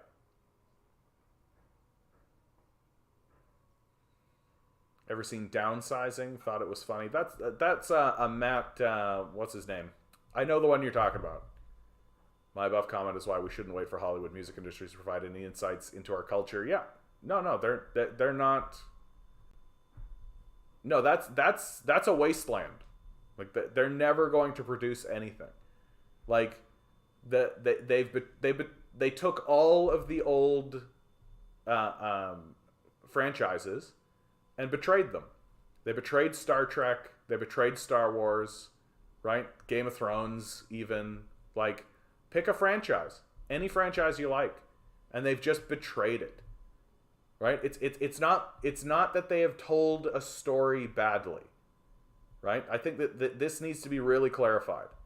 It's not that they have told a story and they've done a bad job of it. It's that they never intended to tell a story. That they have actively betrayed your heroes and betrayed your franchises for political purposes. That's exactly what's happened. You've watched it happen again and again and again, and it's all they can do. They're incapable of doing anything else. They literally can't tell you a story because they're not interested in that. I read a Frankfurt School paper, and the theorists, I forget who, said escapism under capitalism is about showing the audience that real escape is impossible. Well, yeah. I think that there's something, another underlining of the point that revolution is impossible and won't come. Yeah, I think there's something to that, what you just said there, Generation. That, like, what are the Avengers if not just the manifestation of imperialism, right? That even in your escapism, you're spending all your time worshiping the Empire, essentially, right? And even something like The Boys, which is like a critique of the superhero culture and fundamentally a critique of imperialism itself, is still defining your relationship to the reality around you by imperialism, right? It is telling you exactly as like you say, like, look how powerful these people are, look how big they are. You could never possibly have a chance to revolt against these people. You could never do that. That's my major critique about Don't Look Up, right? That Don't Look Up simply it hand waved away the idea of political revolution, right? That one of the characters was like gathering people, and there was like literally one shot of like him getting people together with signs or any of this. But the obvious point of even including that is to show you that such action is pointless, right? It's to convince people to retreat into a form of nihilism when it comes to the idea of surrounding the halls of power and genuine protest and genuine revolution, right? To retreat into a form of nihilism. And nowhere do I see that nihilism manifested more succinctly and crystalline than within Gen X. We tend to ignore Gen X because Gen X's nihilism is understandable. They lived in a society underneath the boot of the boomers. Their vote didn't matter. Their voice didn't matter. No one cared what they thought, right? All their music shows you this. All of it shows you how angry and upset and frustrated and sad Gen X was. Just take a look at 90s alternative rock, for God's sakes. Right? Like Offspring, Nirvana, REM, Soundgarden, Pearl Jam, right? Like it's all this Smashing Pumpkins. Despite all my rage, I'm still just a rat in a cage, right? Like, just it's all these statements of how we're trapped in this kind of perpetual suburban nightmare, and we know we can't escape, right? Like, that's the Gen X kind of statement. We know we can't escape. And so now we're coming into a point where the boomers are beginning to die, right? But that nihilism amongst Gen X has not gone away, right? That nihilism is going to stay with Gen X. They're not going to have a big come to Jesus moment where they all realize, like, oh, wait a minute, this might be our moment, right? One would hope that they would stand up and go, oh, this might be our moment. The boomers are gone. The tyranny of the boomers have finally left us. We're the old ones now. We're the ones at the top of the chain, right? They're looking down at the millennials. They're looking down at Gen Z. And what are they saying from atop the hill now? It'll never change. That's what they're saying. That's what they're saying. So, maintaining that idea of nihilism is very important for the power structure.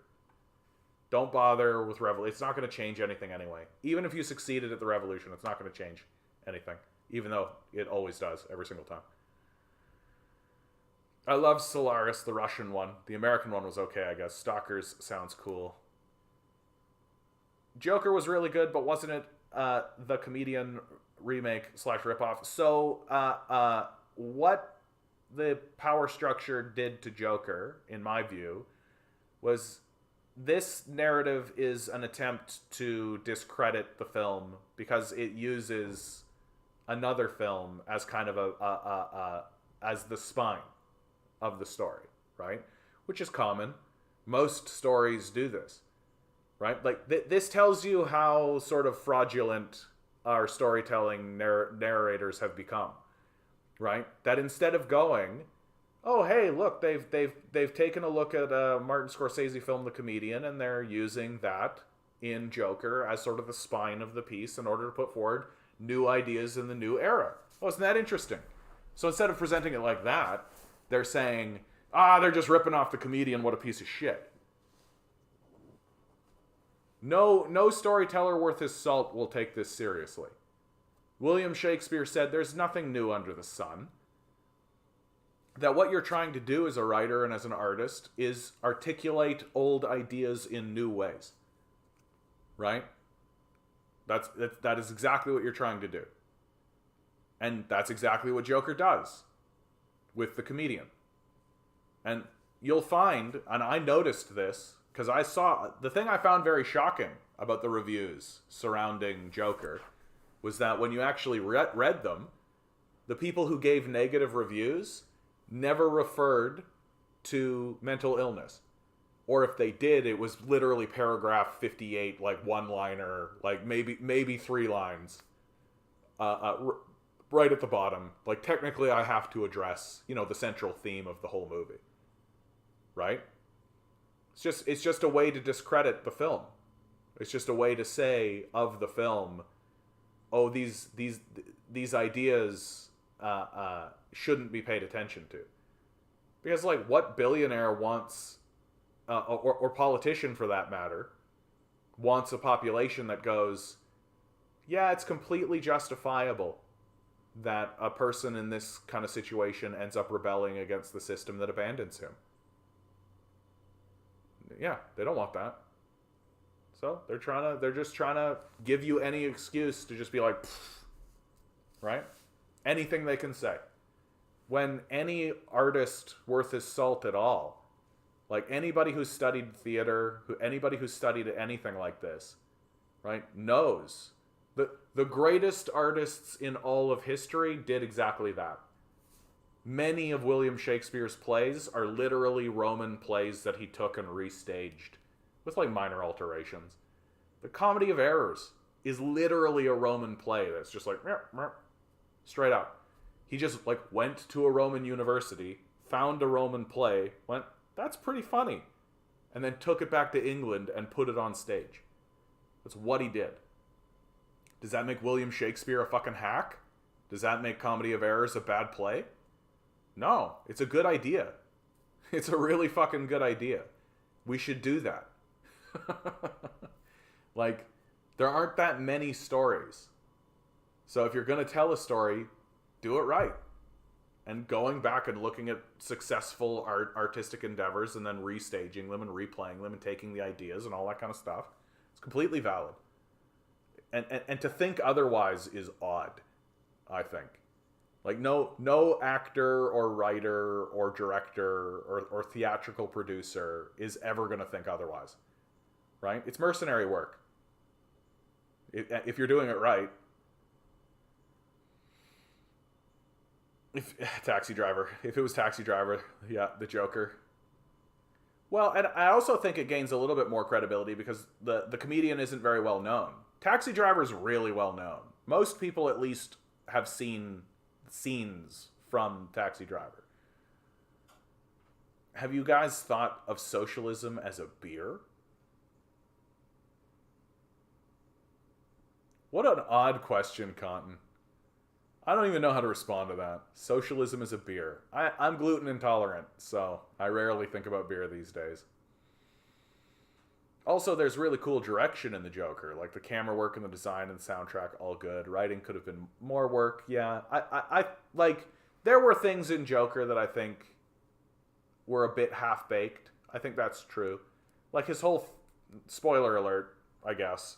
The whole fake girlfriend arc. I was a bit like, nah, we didn't need the fake girlfriend arc. Like we got it. Like we understood that this guy was suffering with some pretty significant mental illnesses and shit. Like we didn't need to go into like, and he's creating fake girlfriend territory, you know? And I just didn't think it actually landed the way I think they thought it would have, you know? And I think the reason why it didn't land the way I thought that they thought it would have is because the relationship between the two of them wasn't really fleshed out that well. Because they didn't have time to. Because it was like a C plot, right? It wasn't even a B plot. It was like a C plot. So it was just kind of tacked on, right? That she wasn't really a love interest. We didn't really believe that the two of them were going to go the distance. Like, I remember I had like a little moment where it's like, are they going to try to do like a Harley Quinn thing here? Like, what's going to happen? But it just didn't have the space it needed to live in the story. And so I actually think they could have they could have just done away with it. You know? That it didn't further the plot. It didn't create a pivot. It wasn't instrumental to anything. That it didn't it was just another nail in the coffin. You know? And I feel like they already earned that. That we already had nails in the coffin. So this, like, the relationship I thought I had with this woman turns out to be fake. Just something I made up in my own mind because I'm delusional. I didn't actually think it was necessary. And it's easily the weakest part of the movie. But at the same time, I understood why they did it, so... Watchmen series was awesome. Yeah, Watchmen, one of the greats. Alan Moore, one of the great graphic novelists. Yep, the artists are pushing mops down hallways on the back shift. Exactly. Yeah, no one's making stories. They just make commodities, and the message is always status quo. Well, and also like I've written scripts. I wrote a Jafar redemption arc, which I'll happily share with people. Right. I even did a reading of it. And I actually think that it's brilliant. I got to tell you, every time I take a look at it, I'm like, nope, this is great. It's not revisionist. It actually takes the character of Jafar as he's left at the end of Aladdin and sends him on a journey of redemption, right? And it actually sends him through a series of trials of forgiveness in himself. And he's a genie, for God's sake. So he's like on this path. He's meeting new masters. He's going through time and space, right? And at the end, he redeems himself. And I think it's actually a brilliant script. Disney would never even look at it. Why? Because I don't work for Disney, right? And I don't fit in with the message. I don't fit in with the like, oh, we've got to make sure. Because Disney's not interested in telling an interesting story. They're interested in political propaganda. Right? You can see this with She-Hulk, for God's sakes. She-Hulk is literally just yes, queen, girl boss. That's it. That's the long and short of what Disney's doing these days. Right? It's just like Hillary Clinton bullshit. Oh yeah, the new Game of Thrones is boring. I've heard that the new Lord of the Rings thing that Amazon did was a total flop. Right? Because, again, they can't tell stories. They don't know how to. Right? And they're failing to realize that this fake feminism that they're presenting is alienating even women. Right? That even women are looking at this fake, nonsense, cartoonish version of feminism and finding it repulsive. That they're not relating to it. Because fundamentally, the women who are being presented to them as these yes queen girl bosses are non-existent in their daily lives. These are fake people. They don't exist. They're not real. They're unrelatable. You don't know who they are. You've never met anybody like this, right? Because they don't exist. They're a falsified icon. They're a propaganda piece. They're not real. They're not even trying to be real. They're not a character, right? Like, the most successful characters you've ever seen, right, are basically normal people who have deep flaws, right? And those flaws are often exploited by the script in order to get the character into trouble, in spite of those flaws, and maybe even improve on those flaws, right? To achieve some kind of goal and to become, and to attain the prize, right? And usually will fail. And here's how you know that we're dealing with people who are not interested in telling stories anymore. None of these heroes fail. There's never a moment where they actually fail, right? That it's just this happens and it's this constant ascension up this like line, right? Where they never actually fail, they never actually fall down, they never actually experience like serious loss and a genuine confrontation of whether or not they're actually capable of doing it. They never question themselves. There's never actually a moment where they have a crisis of internal self, right? That they're always just the biggest, the strongest, and the best, and they're just ascending this path of righteous godhood. The absolute icon of this was Rey in the Star Wars franchise, right? Rey was infallible. She always had the solution. She was always right. She literally defeats Jedi Master Luke Skywalker in a one-on-one lightsaber duel, the first time she has a lightsaber duel. Like, she's not a real person, right? You can't relate to this. You can't root for this because you're not rooting for anything. Like, they're not a person. And you don't need to root for someone when they're not real. And when you have no actual genuine connection to them. Because at the end of the day, it's not about presenting a story and telling an interesting story. It's about saying that girl boss queen, yeah, yes, girl boss queen. That's it. Why is the series not about the North? Like, are zombies not cool anymore? Yeah. No, dude, the absolute betrayal of the Game of Thrones franchise, Season 8, like, literally the first thing that happens in the story is White Walkers. It's the prologue in the first book, White Walkers. Obviously, the thrust of the piece is White Walkers. Obviously. And Season 8 literally just treated them like they were just an obstacle.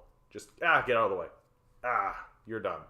This whole arc, literally 8 seasons, White Walkers are coming. Winter is coming. White Walkers are bringing winter. Winter is coming, right? Obviously, the major conflict of the entire story involves these guys. Obviously. You got to be actively attempting to betray your fundamental story structure to believe that anything else is true. Like, obviously the end of the Game of Thrones franchise is White Walkers. Like, when the White Walkers in Season 8 were actually defeated in the second episode, I was shocked. I was literally like, oh, I assumed that they were going to take Winterfell and that all of the heroes were going to run, that some of them would die. Which, like, did any of them actually die? I don't think so. But they would all run, and they would flee down to King's Landing.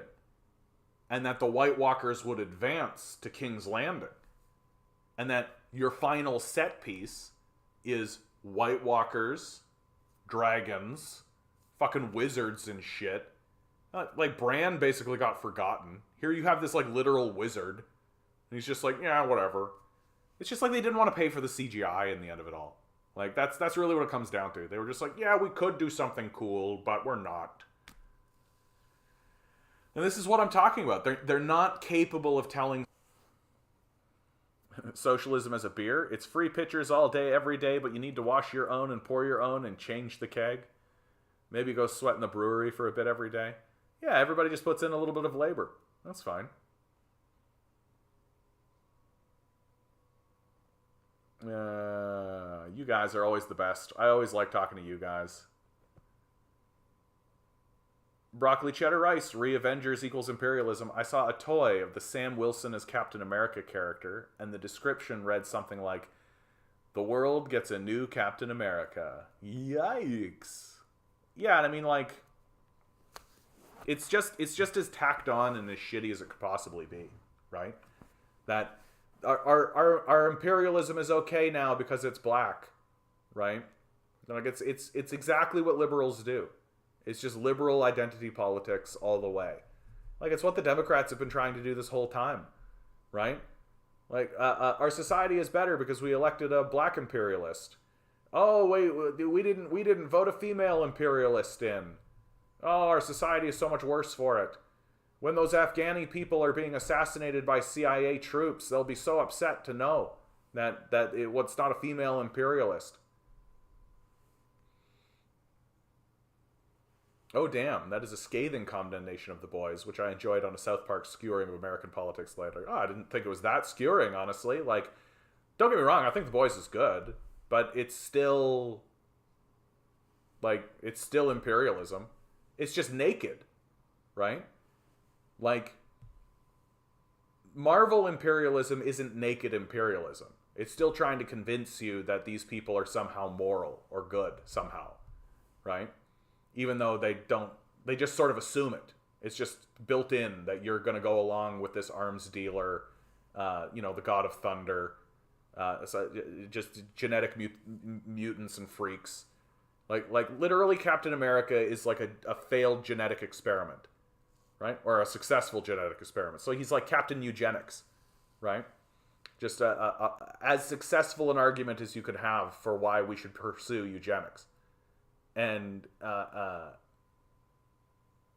it's just assumed that we're all going to be like, yeah, arms dealers and Captain Eugenics. These are the people who should be at the top echelon of our military fighting forces. Absolutely. And The Boys is literally just like, no, like, this is what it would actually be like, right?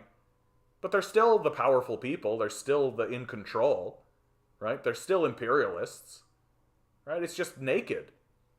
And the only thing that maintains the artistic credibility of The Boys, in my view, is that Homelander is presented as a villain.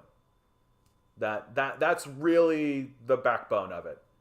That there is coming. It's coming, and it's going to come out of Disney. It's for sure coming out of Disney. There is going to be overt Christian fascism, like overt Christian fascism is going to come out of Disney, and it's going to be presented to us as good. That Homelander is going to show up on the screen. Someone's gonna like it's like that scene in the most recent season where somebody like threw a shoe or something at Homelander's son, and he like lasers the guy on the spot in a crowd of people, and then there's this pause as everybody stands around shocked by it. And then they start cheering for Homelander. And Homelander has this moment of recognition where he's like, oh, I can act this way now. I can be this way now. Right? And clearly it's an allegory for Trump and Trump opening up the floodgates of like this neo-racism that we're all sort of experiencing right now, and this neo-fascism that we're all experiencing now. And this idea that, oh, it's okay. It's okay to be this way, right? And even though the story of The Boys is presenting it as a villainous position, which maintains their artistic credibility and their storytelling chops, that moment and that character will be presented to us sooner than you like, will be presented to us, and that scene will play out where someone's going to throw something at Homelander and he's going to laser the guy in a group of people and they're going to clap and cheer. And instead of having the recognition moment of like, oh, wow, I can't believe, yeah, hey, you all love me. Instead of that, he'll nod and he'll go, that's right. This is what a civil society looks like. This is America, right? That fascists will be presented to us as righteous. And it's going to come out of Disney. Because Disney's already laid the foundation of they've already shifted to an exclusively political propagandist outlet. And right now, their political propaganda is just following, and it'll always follow the line of least resistance. Always. Who has the money? How do we get that money? How do we get their eyeballs onto our screens? And so the only reason they care about this girl boss feminist kind of stuff is because people are shelling money out for it. But that's waning now. They're losing that trajectory. They're losing that. It's no longer driving people to the theater. It's losing interest, right? People are no longer galvanized. Even people who are on the other side of it, who hate it, right? Because you can galvanize people through hatred to hate watch something, like the Ghostbusters film is exactly that. And whenever Disney does any of these like new remakes, they know people are coming to hate watch it. They know, right? But people are losing interest because now they've betrayed so many people and they've betrayed everybody that we no longer trust them. So we're no longer really that interested in going to see them tell these fake, dumb, like stories that don't exist. And so they're going to follow the path of least resistance. Well, what's the rising power? That would be the fascists. So they've already laid the groundwork. It's already in front of us. They're just going to pull the trigger. And we're going to see like white supremacist theater. It's coming. But our chains. What symptoms do you get from gluten? Bad heartburn is like the very first thing that happens. Bad heartburn, and then a reduction in energy. I get really tired, right? Because all my body is basically, it reaches towards taking care of that, right? Taking care of business. Taking care of business every day, yay. PJ in Hamilton tonight. I sold my ticket due to COVID. HCW solidarity, I didn't think. When I first heard about Joker being compared to comedian, I was like, oh yeah, they are very similar. Not that it shouldn't be paid attention to or watched instead of. Yeah, exactly. Oh, the Watchmen Netflix series. You see the Watchmen Netflix series. I haven't dabbled in it because I've always assumed that it's just gonna be schlocky. And I don't know, dude. Like I got other shit going on. I don't have time for that anymore. I'm like writing my own thing. I'm focusing on my own art. I'm doing this. I'm also working the cafe job, trying to just get money, trying just to live, right? So when I do sit down and actually watch something, like it's like I watch Sandman. Sandman is definitely worth watching because Sandman does what I think all of these other superhero movies fail to do, which is actually say something interesting about the nature of humanity, right? That Neil Gaiman wrote a script, and I always knew this, his masterpiece was Sandman, and they successfully executed on it. That Sandman allows the storyteller to actually tell a story about what it is to be a human being through the perspective of these gods, basically, these endless, right? Like, what is the nature of our dreams? What is it to dream? What does that mean? What is it to be a human being? What does it mean to be captured by a spirit of vengeance or love, right? What is it to be alive? Why are we alive? What should we do with the fact that we are alive? Right? These are subjects that Sandman tackles and attempts to say something about, while simultaneously allowing you to enter an escapism space. Right? That's the true brilliance of Neil Gaiman, by the way. That my complaint about most escapism is that that's all it is. Right? And I try not to denigrate it, because it is as it is, but Neil Gaiman manages to create something that you can escape into that in turn has something interesting to say. And so if you want a big recommend for me of something valuable and interesting to watch, I think Sandman. I think Sandman fits that bill. I'm really looking forward to season 2. I think season 2 will be even better. Did you see the new Predator movie with Comanche cast? I think it rocks. Awesome, dude. No, I didn't see that one, but yeah, I think it would be fun. Honestly, Predator, right? Hard to miss with the Predator, gotta tell you. Hard to miss. They'll never recapture the absolute beauty of the first one. The first one was real art. The first one was like a real art piece. Because the brilliance of the first Predator was that they took these well-established action movie stars, right? Like Arnold Schwarzenegger, for God's sakes. The black actor he played the antagonist in the Rocky films, right? So he's like a well-established, like, big, strong man. Jesse Ventura, right? Just like well-established Hollywood, like, fighting men, right? And the first couple of films, it captures like Vietnam War vibes, where they like come in and they're just like shock and awe, guns blazing constantly, right? And then the steady picking apart, the steady disintegration of that attitude and idea and philosophy of how to be in the world, and rendering these big macho men completely impotent, right? And capturing on film through this science fiction story the reality of what the Vietnam War was, right? That's the true beauty of the original Predator, that it was really a powerful statement of what it was and what the Vietnam War actually was.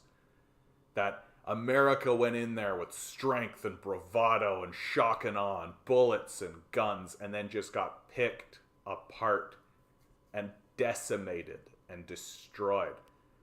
And the success in the film is that Arnold Schwarzenegger managed to survive and escape. That was success for him. Right? Which is exactly the story of America fleeing Vietnam. Is exactly the story of the Americans withdrawing from Vietnam. That anybody that got out of Vietnam, their success story is that we survived it. And yeah, the original Predator is like a true piece of art. Whereas every Predator film since has essentially been predators kill people, which is like fine, right? It's like it's cool shit. Laser beams, right? I'm gonna fight you with bow and arrow, like the technology versus like astronaut versus caveman. It's all like that's great. I'm not gonna shit on anybody for enjoying that kind of shit. That's great, but it's very difficult for me to get too hype. You want to know what film I'm hyped for? You want to know what film I'm actually hyped for? I'm legitimately hyped for Highlander. Legitimately hyped for Highlander. New Highlander. Come on, new movie. When's this coming out? First of all, it's Henry Cavill, right? So already, perfect casting, right? This, when's the release? It starts filming. Yeah. So they're doing, if you don't know what Highlander is, Here's the story. It's as straightforward as it gets. There exist within humanity immortals who gain power by killing each other through decapitation, which is the only way an immortal can die. And when an immortal is decapitated, the one that decapitated him absorbs his power. And this is all leading to a final event called The Gathering, where all the immortals will come together and have one final conflagration, resulting in one survivor. And so the tagline of the entire piece is, there can be only one. And that's the plot. That's the whole thing. As easy as it gets, right? No high level, you don't need any big kind of seminal statement or anything like that, right? It's just straight up a power struggle. That's the whole thing. It's just power, go, boom. And you can create really interesting character pieces, right? There was a television franchise which was fairly successful, and I'm hype. I'm hype for the new Highlander, especially because Henry Cavill. He's quite an accomplished swordsman, so that's going to be really fun.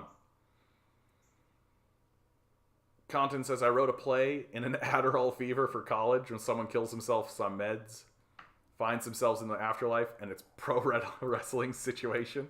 His heel is a mirror image of himself. His depression manifests. His tag partner has a wrestler known as the Southern Soviet. At some point, the main character fights God. Fucking fantastic. Are you kidding me?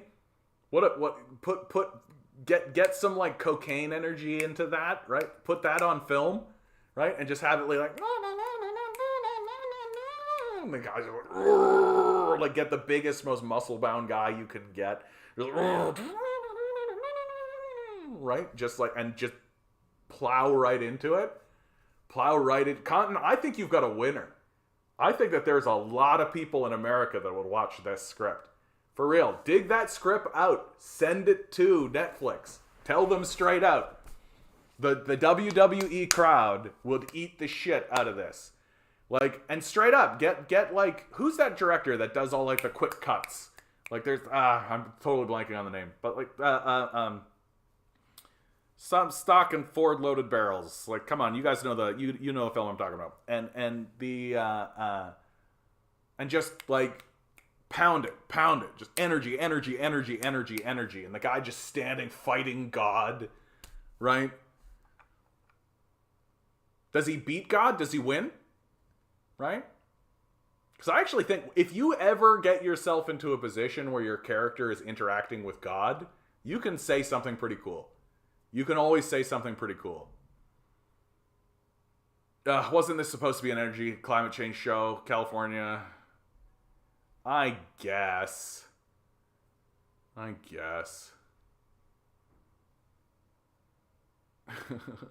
fake girlfriend was lame. Look forward to the Jay Sanderson cut. Yeah, that's right. Exactly. California temperature record shatter as heat wave fuels new wildfires. Yeah. We don't have enough lithium globally to meet EV targets, mining CEO says. Right? Like, it's all a joke.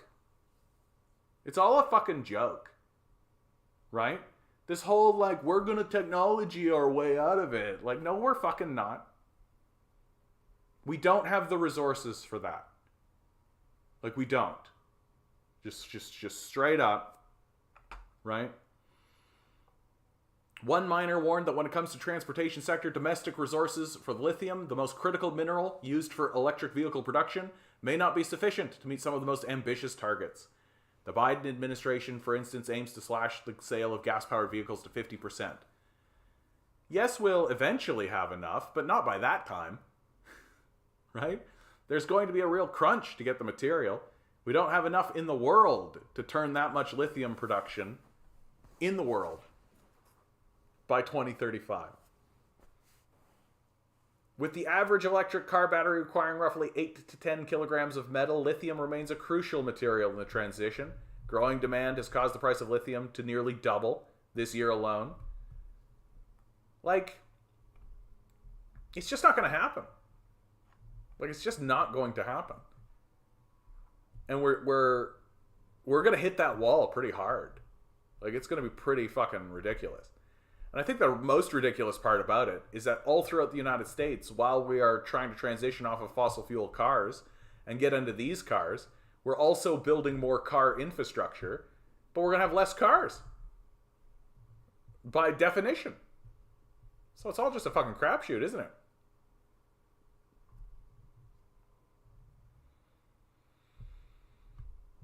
Yeah.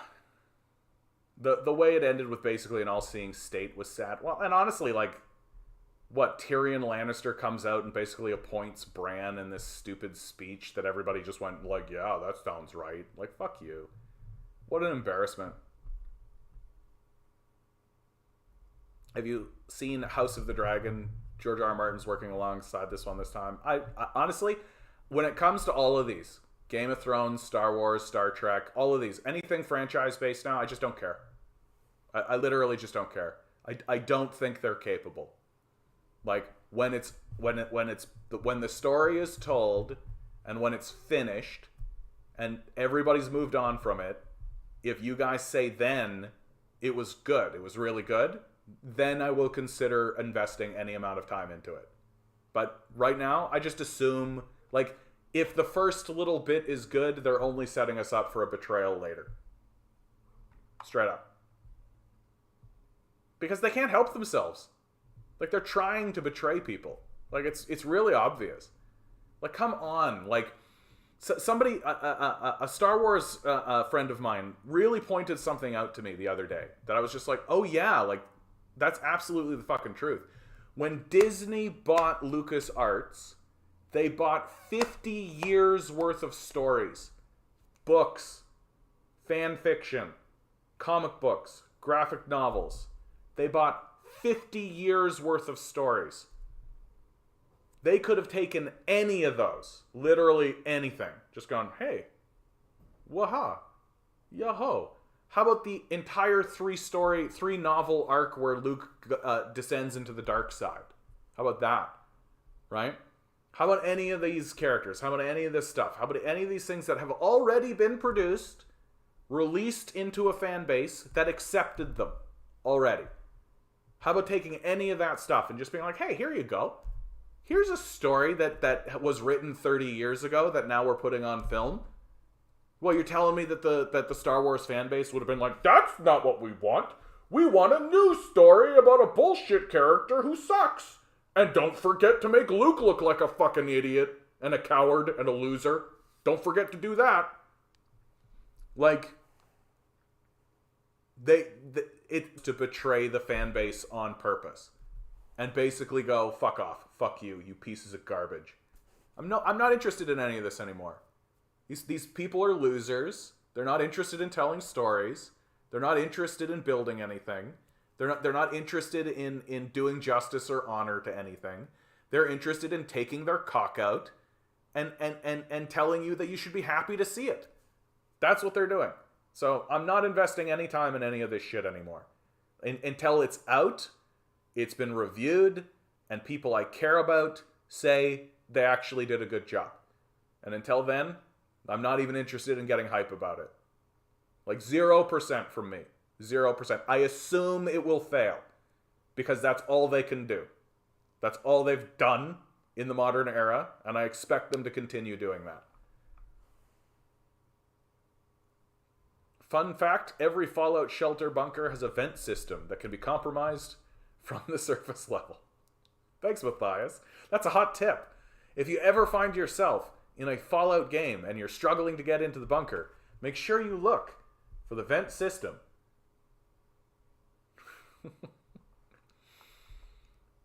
That is so bang on about The Boys. Naked imperialism with its faults, but no redemption. Yeah. Fart into the bunker system. Fantastic. They only thought they escaped. What a fucking nightmare propaganda Sarnar. So many stupid people think Homelander are good. You're so right, it's going to happen. Yeah. No, we're going to embrace fascism. Like, that's going to happen. There can be only one. Yes. Here we are, born to be king. We're the princes of the universe.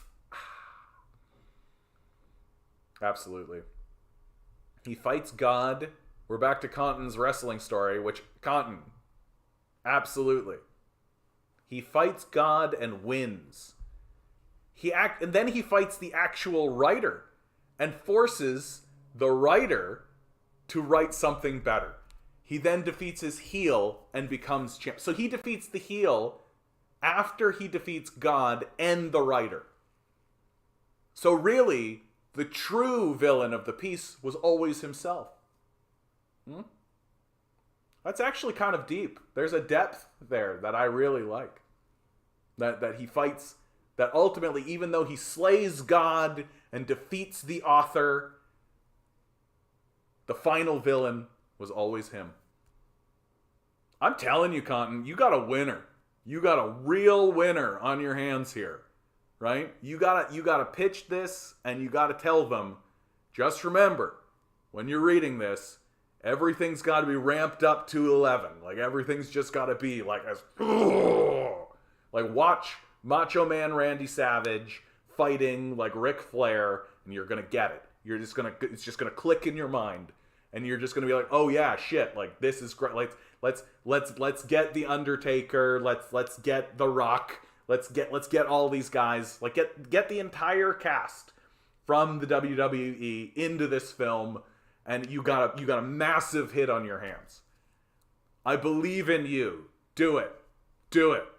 If you have a completed script and that's the story, do it. Victini says, I build tunnels for a living, by the way. Ask me anything about underground works. Poisonous or explosive atmosphere, not meant for continuous human occupancy. No shit. Guy Ritchie was the director I was thinking of. Thank you, Doom, kind of you. You guys got me talking about movies, man, and I'm just gonna keep talking about movies because I like this. What a fucking apocalypse we're in, right? And I think it matters. It matters to talk about film and television these days because we are having a crisis of imagination. Like, we're having a crisis of imagination. Like, it's not that we don't have the know-how or the technology or the ability. Right? It's not that we can't actually achieve these things. We can. We definitely can. Right? I believe it all the way up and down. We can 100% do what needs to be done in order to avert this catastrophe. Right? Because, as I always say, right, the Earth is more than capable of healing itself. I don't understand why when we have these conversations about climate change, that the Earth itself is not in the equation. That for whatever reason we seem to believe that Earth is just in this perpetual retrograde, right? And there isn't even a tiny conversation of just quit it. Just quit it. Just stop. Just put down the weapons. Put down the pollution. But stop polluting. Just stop. Just stop doing it. And if we don't acknowledge that, right? If we don't acknowledge that, then we're never going to resolve this. We're just going to keep dicking around and pretending that it's going to... What? Like what? We're just fucking around. And so we're stuck in this crisis of imagination. Because we refuse, and at this point it has to be called a refusal, we refuse to even pause and attempt to imagine a world in which we actually confront these forces. And confront the forces, the capitalist forces, that are propelling us towards this apocalyptic state and this apocalyptic moment. And you can see this lack of imagination and this lack of creativity manifest in our art. It's just schlock. Trying to say nothing of any sort. Not even telling real stories anymore. Yeah, we can't wait for a spontaneous solidarity to happen. We need to do the work to confront capital. I think that that's exactly right. That we have to build organizational power. And then also we have to build alliances between organizations. We have to do that. right? I'm seeing like something interesting that I'm seeing happening is I'm seeing the organizations pop up. I'm seeing things like Fight Back pop up. I'm seeing Socialist Action pop up, right? I know that, correct me if I'm wrong, Victini, but you're running for office yourself, aren't you? You could tell people all about that. We have to create organizations, and I'm seeing that those organizations pop up, but I'm not seeing those organizations actually want to intersect with one another and actually work with each other. I'm seeing, and I'm feeling it.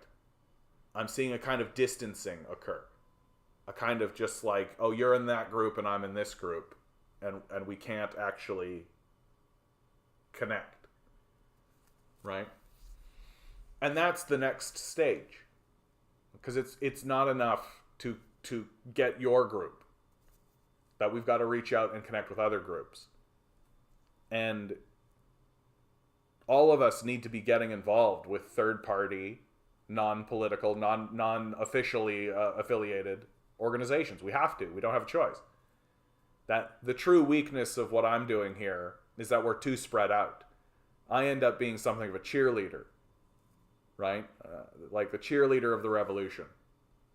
A way for us to get together and discuss the spiritual and existential ramifications for our inaction. And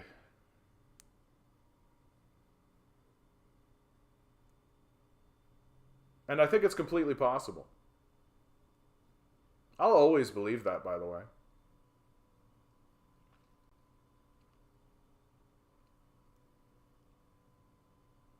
Like, I'll always believe that. Even as we head into, like, if the sky turns red and is clouded over like the fucking Matrix, I'll still believe it. If North America becomes a desert, if the polar ice caps in Antarctica melt and the sea levels come up and the rivers reverse, I'll still believe it. I'll never not believe it. Because fundamentally, I believe in the power of the earth and of the universe. That humanity is on this, what, like 6 billion year long growth pattern? And we haven't been around for that long. And the earth literally is capable of creating life itself. Like the earth can create life itself. We came from the earth. Right? Like if you knew somebody who could pull life out of the air and create it, you would think that that person, you would honor that person with respect and dignity. But the earth that we live on is fully capable of producing life, and we treat it like a garbage dump.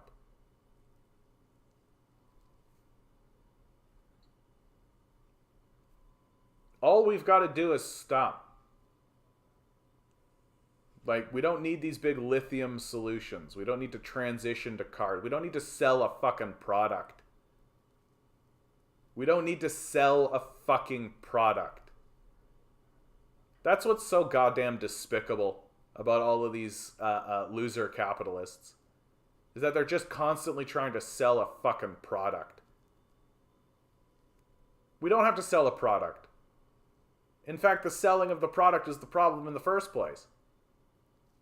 And the people who are benefiting from the sale of the product are the problem in the first place.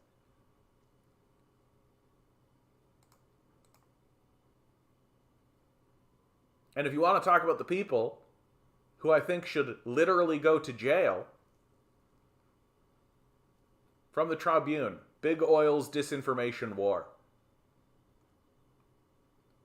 The energy regulator Ofgem announced last week that the energy price cap would reach £3,549 from the 1st October, an increase more than triple the January 2019 to September 2021 average. The cost of living crisis, which has culminated in 11% of British households having to take out loans to cover energy bills, has been significantly exacerbated by Britain's dependency on natural gas, whose volatile prices are, according to new data from the Energy and Climate Intelligence Unit, responsible for 95% of the energy bill hike. The spike in gas prices, owing to the war in Ukraine and rising post-pandemic energy demand, has demonstrated the consequences of Britain's lack of energy sovereignty. Yet the four biggest oil and gas firms in Europe, Shell, BP, Total, and Equinor, despite raking in €74 billion in profits during the first 6 months of 2022, reinvested just 5% of these profits in renewable forms of energy, which would not only accelerate the decarbonization of the economy, but would reduce energy bills dramatically. Moreover, recent data has shown that renewables are 9 times cheaper than gas, and that scrapping climate policies over the past decade has added $2.5 billion to energy bills. For decades, fossil fuel companies have conducted a sophisticated campaign of disinformation, prolonging their dirty investments by publicly downplaying the risks posed by ecological breakdown and convincing governments and consumers that renewable technologies are costly and ineffective. These campaigns, which mutated from denying the role played by human activity in climate change to acknowledging that it existed while portraying oil and gas as a viable solution to the problem, have proved remarkably successful in influencing government policy, stymieing our approach to both the cost of living crisis and climate change. From denial to delay, documents show that Shell was aware of the causes and dangers of climate change as early as 1988, when a confidential document entitled The Greenhouse Effect stated that there is reasonable scientific agreement that the increased levels of greenhouse gases would cause a global warming, adding, such relatively fast and dramatic changes would impact on the human environment, future living standards, and food supplies, and could have a major Shell, aware of how their profit margins would be affected by decarbonization, touted the expertise of a significant minority of distinguished scientists who maintained that burning oil and gas did not contribute drastically towards ecological breakdown. While a 1994 report entitled The Enhanced Greenhouse Effect acknowledged that human activities have contributed to an increase in atmospheric greenhouse gas concentrations, it continued, however, it is not possible to quantify the consequences for global climate with respect to timing, magnitude, or regional distribution. The paper concluded that policies intended to reduce carbon emissions could be premature, divert resources from far more pressing needs, and further distort markets. By disrupting the anthropogenic causes of climate change while acknowledging its existence, Shell continued to invest in heavily polluting fuels while feigning environmental consciousness for PR purposes. By 1998, the company appeared to explicitly recognize the need for concerted action to drive down greenhouse gas emissions, releasing a report which claimed that we in Shell share the concern over the possible impacts of using fossil fuels. We believe that prudent precautionary measures are now necessary. However, in 1998, a document entitled Climate Change, What Does Shell Think and Do About It?, the oil giant's 3 primary solutions for climate change were to continue to produce oil and gas, provide more natural gas, and to further develop its gas-fired power generation. To this day, Shell continues to employ subtle measures to avoid reorientating its production strategy in a sustainable direction. Back in 2021, court in The Hague ordered the firm to cut its emissions by 45% by 2030, compared with 2019. NGO Friends of the Earth had sued Shell, claiming that its climate proposals, which included merely reducing the intensity of its carbon emissions by 20% by 2030 compared with 2016 levels, would permit the company to increase its overall emissions. Corporate lies. Back in June, the government permitted Shell to continue developing the Jackdaw gas field in the North Sea, which could yield 40,000 barrels of oil at peak production, and is projected to account for half of Scotland's total emissions. The project has drawn criticism from environmental campaigners, including Philip Evans, oil and gas transition campaigner at Greenpeace UK, who told Left Foot Forward that if the government keeps approving new fossil fuel projects like Jackdaw, it should ready itself for a struggle every step of the way. From the protests we've seen this week to the courtroom.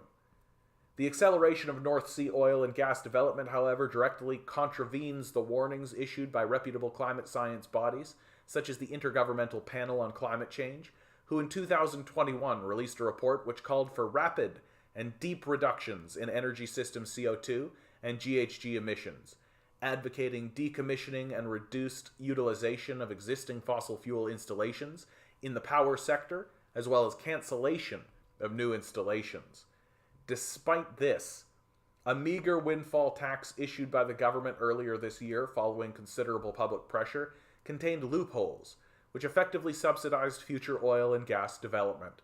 The tax of 25%, which only accounted for firms' North Sea profits rather than their total UK profits, coincided with an 80% tax break on new fossil fuel investment, effectively giving big polluters a savings of 91p for every £1 invested in oil and gas.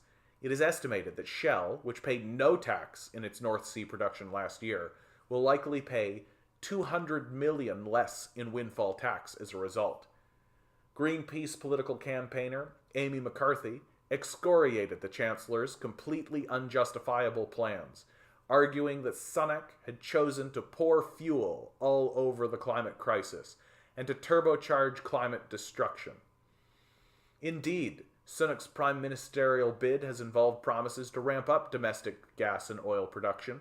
His campaign has pledged to immediately issue a new round of licenses as part of a strategy to secure energy independence by 2045. Meanwhile, Liz Truss, a former commercial manager at Shell, has defended the obscene profits made by the oil giant. If elected, she promises to embark on an explosive increase in North Sea projects, granting 130 new drilling licenses, despite warnings that it is likely to only aggravate the cost of living crisis. The chronic underinvestment in clean energy and the expansion of domestic gas production, which threatens to aggravate the cost of living crisis, is a consequence of a protracted, devastatingly effective disinformation campaign built by major oil and gas firms. Both conservative leadership hopefuls, while paying lip service to the goal of net zero carbon emissions by 2050, have nonetheless chosen to accelerate Britain's dependence on heavily polluting fossil fuels, to the detriment of both the people experiencing skyrocketing energy bills and of the planet itself. Adam, spoiler, just watched Everything Everywhere All at Once. Oh, very disappointing. Should have been 45 minutes long and more of a point, entire point of the film. Yeah. I kind of, honestly, I feel like they basically just looked at an episode of Rick and Morty and said, let's do that. I want to pivot into this one. I've been wanting to read this one for a while. And this is some real Canadian content here. This is from the Tyee. This is an interview given by Stephen Guilbeault on constitutional battles, outdoing Biden, hitting targets and more. This is the Minister of the Environment. Good title for the article. We're sued on pretty much everything we try, Canada's climate minister. Oh, maybe you should fucking nationalize and incarcerate these people. Oh. Not an idea, though, if you're a liberal. When Stephen Guilbeault became Canada's environmental minister, he was assigned a lengthy mandate letter, which boils down to, more or less, fix climate change, please. In fact, his official title is Minister of Environment and Climate Change, a mantle he wears after being an environmental activist for 30 years before he transitioned to politics. At age 4, he staged a tree sit to protect a neighborhood forest from development in La Tuque, Quebec. As an adult, he co-founded Équiterre, the largest environmental organization in the province. He once scaled the CN Tower for Greenpeace to demand Canada ratify the Kyoto Protocol.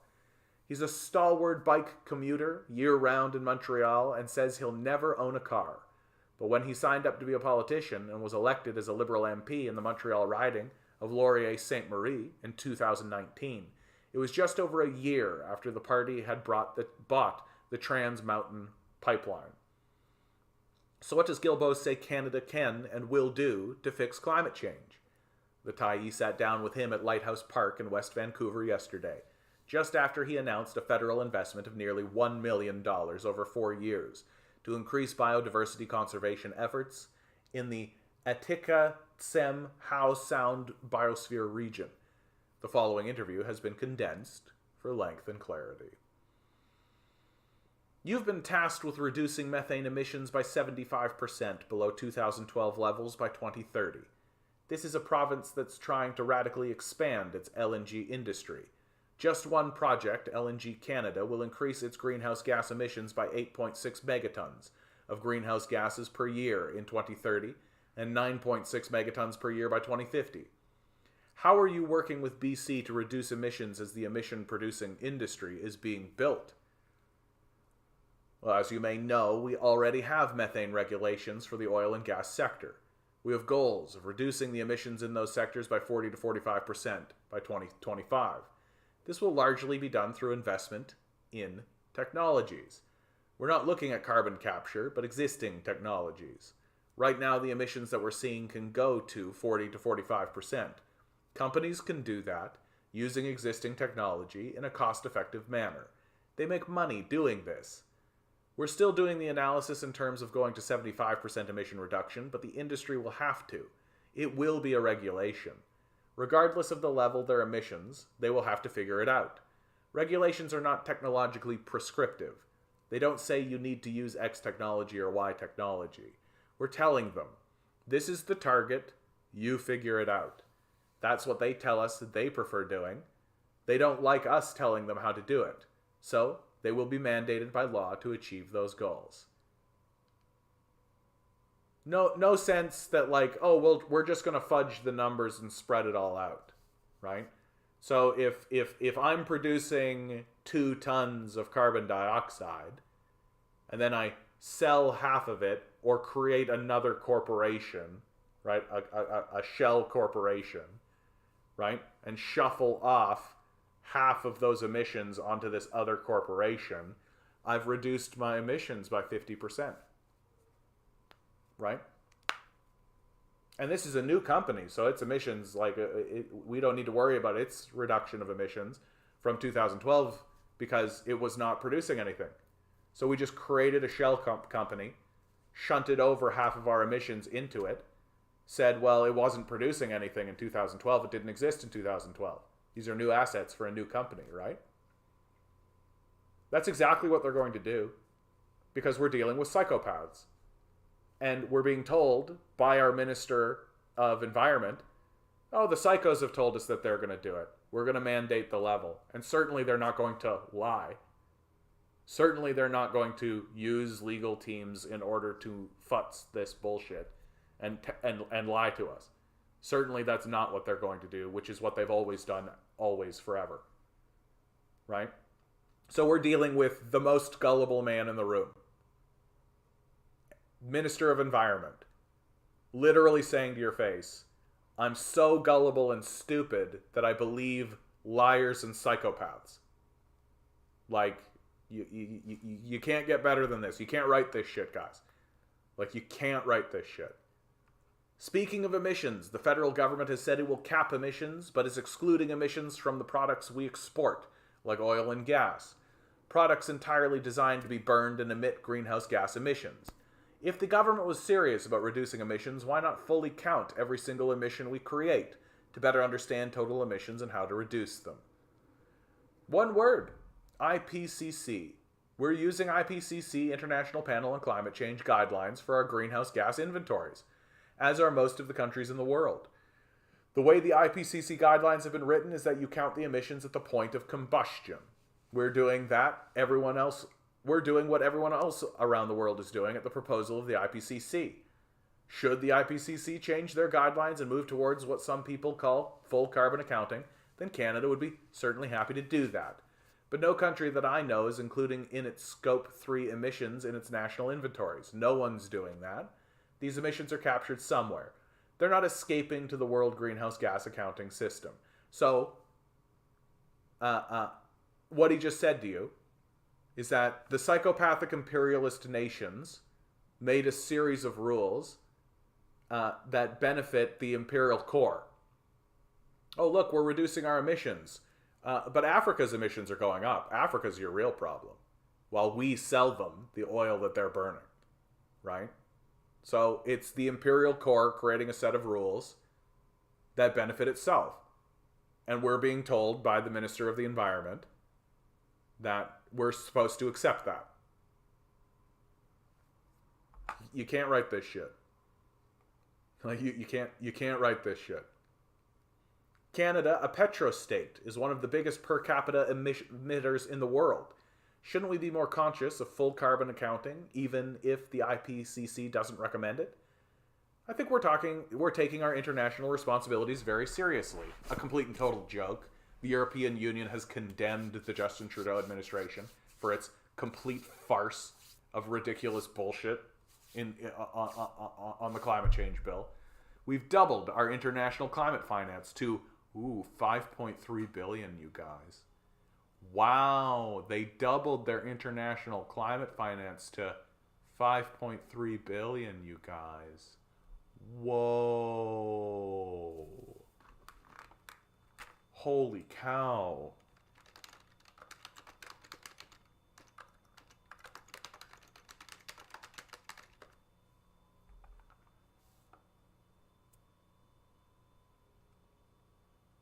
$51 billion is what we're planning to spend on our military. $51 billion. So 10 times the amount that we're spending on this. Ooh, they doubled it though. Doubling it. Whoa. We recognize our historic responsibility. We're doing a lot of things to try and make up for the fact that we are a large emitter. The fact that we're not counting Scope 3 emissions doesn't mean that we don't take our responsibility very seriously. Although the rest of the world seems to think that you guys are a joke, because you fucking are. Like, just because you say you're a serious person doesn't make you a fucking serious person. Maybe spend more than like 1/10 of the military budget on this very serious crisis. The federal government has banned the sale of international combustion engines for light-duty vehicles by 2035.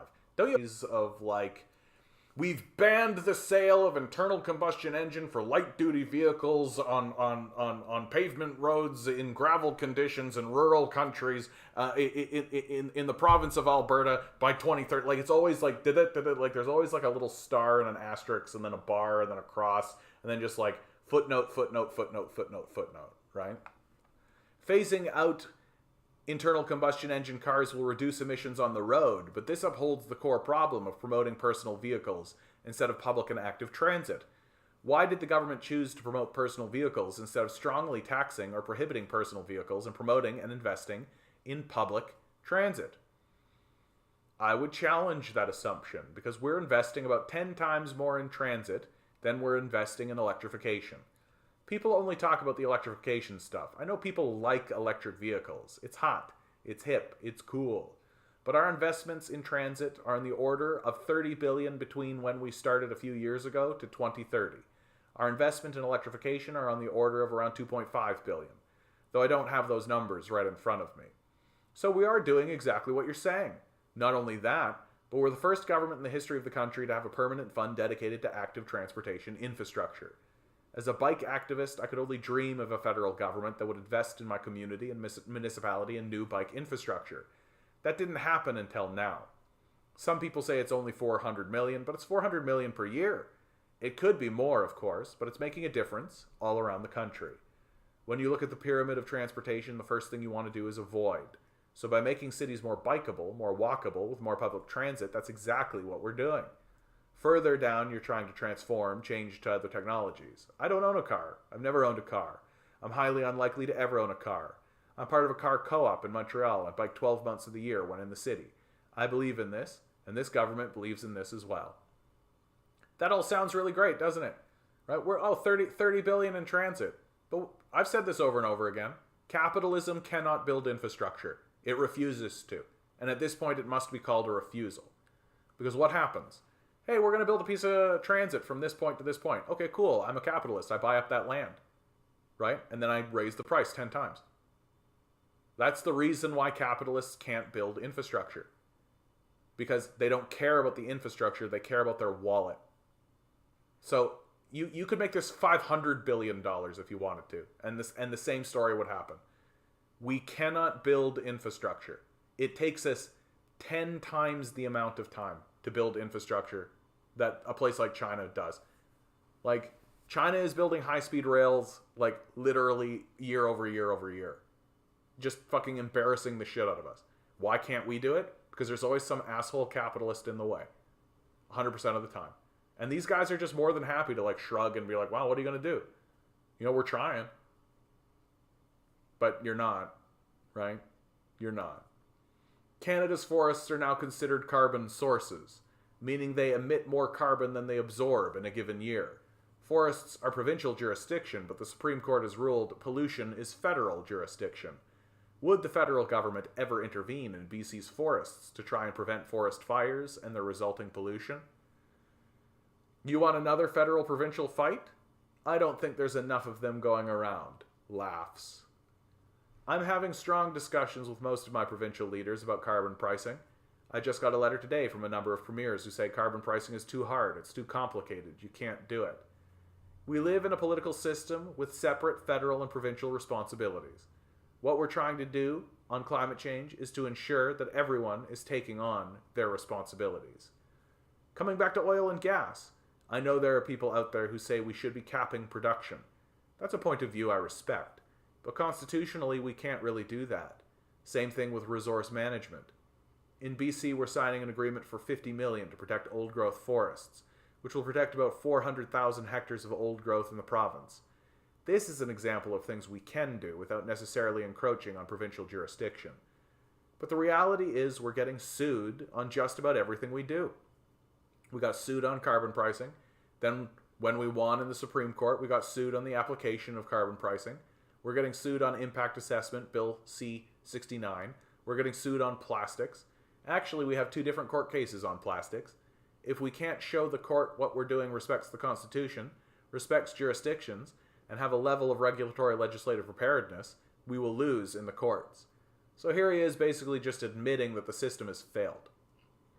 Just admitting outright that the oligarchy is overwhelming the system and making it impossible for capital to respond. Right? This is an admission. Just a straight-out confession that the system of capital cannot respond rationally to this crisis. He's just telling you the process. That whenever we try to do anything to prevent it, and so it takes us all of this time and all of this effort to do even the most minor, mediocre kind of things. And of course, my position is like, nationalize this shit. Like, stop dealing with the outskirts and the fringe issues. Nationalize the fossil fuel industry. You want to stop getting sued by these psychopaths? Remove them from the process. No, you can no longer be an investor in this. That's over. You don't have standing. You can't sue us. You're not involved in this. Get out of here. You want to get rid of these? Nationalize it. But these people are too cowardly and stupid, frankly, to actually do anything like that. They're not interested.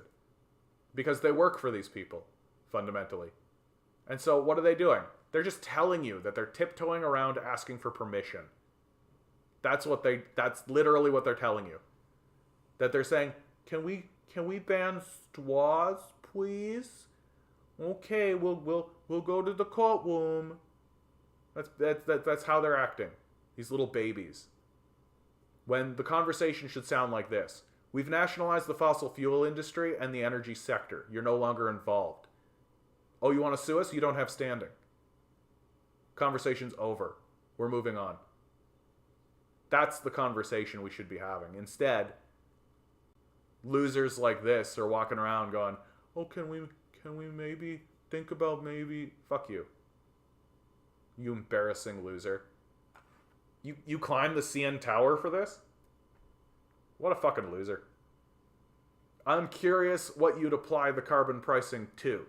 How would you measure it? BC's current estimates emissions from forest fires, for example, but does not include those emissions in its official emissions count.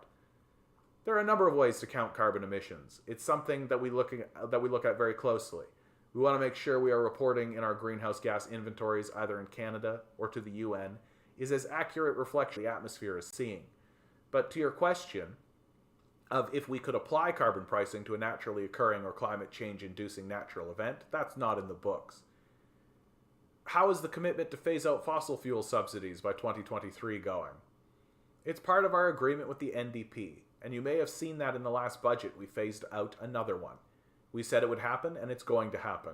We will encourage our provincial counterparts to do what we're doing, but can't dictate what provinces decide to do or not do. So expect a tripling of your energy bill, by the way.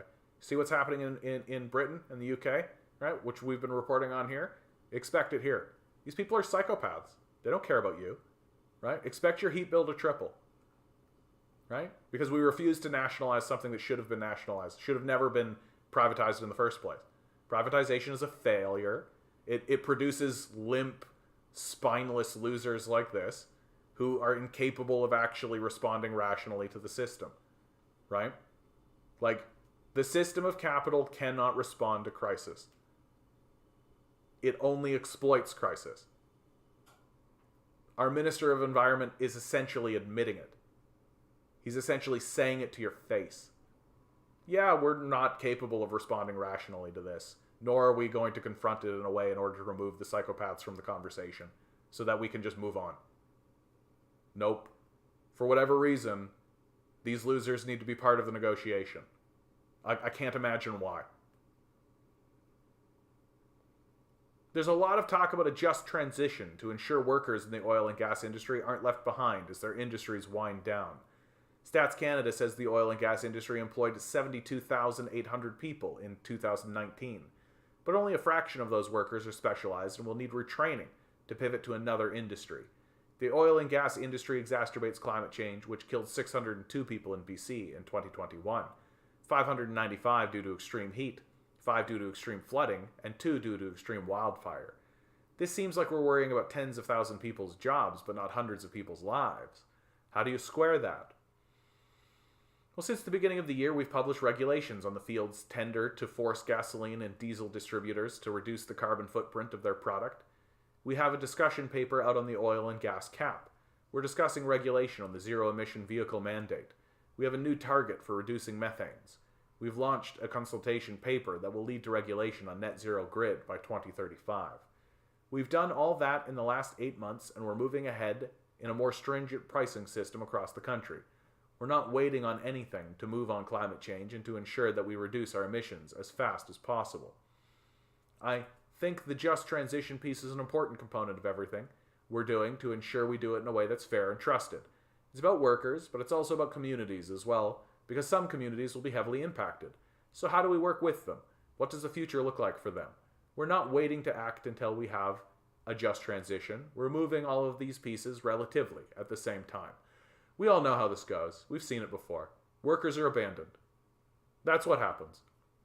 Workers are not retrained. They're not putting up a retraining program. They're not doing any of that kind of stuff. Right? What did he even say here? He didn't say anything here. Right? He just said, yeah, we're looking at it. No, he's not. These workers are going to get let go, like always. Right? It's how it's always happened every single time. And what are liberals and conservatives going to tell people who are thrown out into the streets about it? Get a job. Get a job. That's what they're going to say. Canada has missed every emissions reduction target it has set. Now we've got the goal of reducing emissions by 40% below 25 levels by 2030 and being net zero by 2050. The climate crisis is killing people in this province, and we've got a poor track record of hitting our emission targets. Why should Canada trust the federal government when it says it's doing something about climate change now? Show me a time in our history where our government has done half of the things we've done in terms of investment. Everyone's talking about how the new U.S. Inflation Act bill was passed, and it's $300 billion of investment. We're investing $110 billion. The U.S. hasn't started. We've been at it for 5 years or 6. So proportionally, we're doing 3 times more in terms of investment than the US is doing. We're doing pricing. Unfortunately, they won't for the foreseeable future. The US is advancing on methane and zero-emission vehicles. They don't have a cap on oil and gas. They don't have a federal clean fuel standard. No government has ever tried the way we have. I think that's what gives me hope. But we need to do the work, and we need to keep going at it every day. There are things that are still being developed. Regulation, for example, or the oil and gas cap. Canada missed all its previous targets because we didn't try. We had no real plans, certainly no measures. Now we have all these things. We have fiscal measures, we have financial measures, we have regulations, we have legislation. We're throwing everything at it. Everything. No. And I'm confident we'll get there, but we need to do the work. Right? You're letting the psychos sit at the table. And I'm sorry, man, comparing yourself to the United States? Nah. Right? A theocratic, fascist, white supremacist nation that doesn't believe climate change exists? That's what you're comparing yourself to? Get the fuck out of here. Compare yourself to the EU. Compare yourself to fucking France, or Spain, or Germany, or Italy. Right? Like, shut the fuck up with your dumb baby bullshit. I'm so tired of these guys, man. Like, I'm so fucking tired of these guys. They're doing barely anything at all, basically nothing, and asking for an applause. And I'm fucking over it. Nationalize these things. That's the only thing I'm going to accept. I am only going to accept nationalization and incarceration. That's the only path forward as far as I'm concerned. Anything else is just jerking a capitalist off while he lies to your face about actually doing something about this. The way they've always done. And to believe anything else is just to buy into the bullshit. Why would we ever do it? Speaking of revolutions, did you see the vegans pouring out milk at Harrods? Some mutuals were complaining that a worker needs to do extra work now. Shocked I was. I was all like, revolution now? The mutuals were all like, okay, but don't make a mess in aisle 3.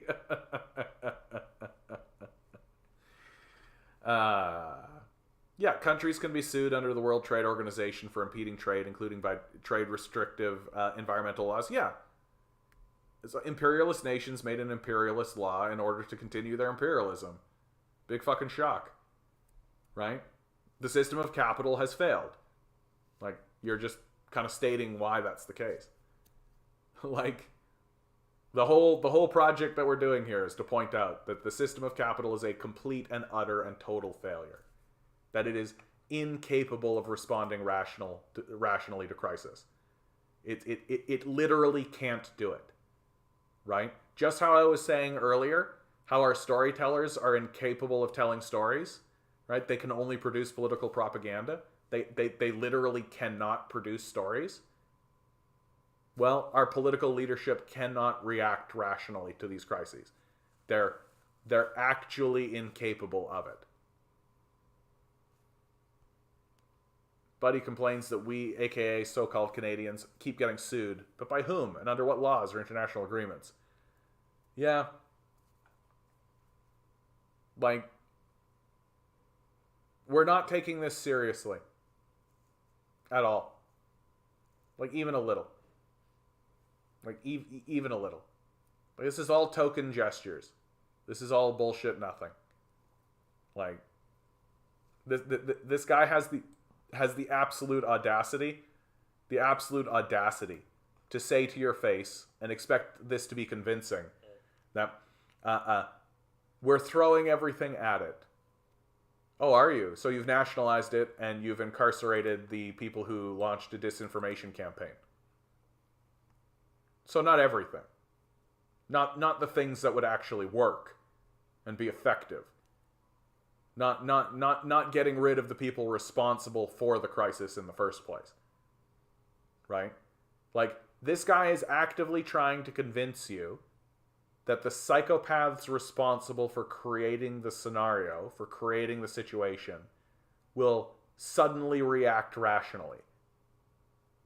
That's literally what he's trying to convince you. That a demon is now a follower of Christ. So it's not real. It's not fucking real at all. This is the world we live in. And we're just going to keep living in it until we fucking do something about it. Something real and significant. Well, keep plugging on. We've reached the end of this one. Always remember, guys, each and every one of you is a quantum being walking around in quantum energy. These billionaires are spending hundreds of billions of dollars in the hopes that you'll never realize it, and you'll just stay the good little commodity they need you to be.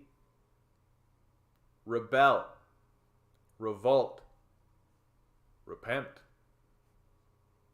Good luck. We're going to need it.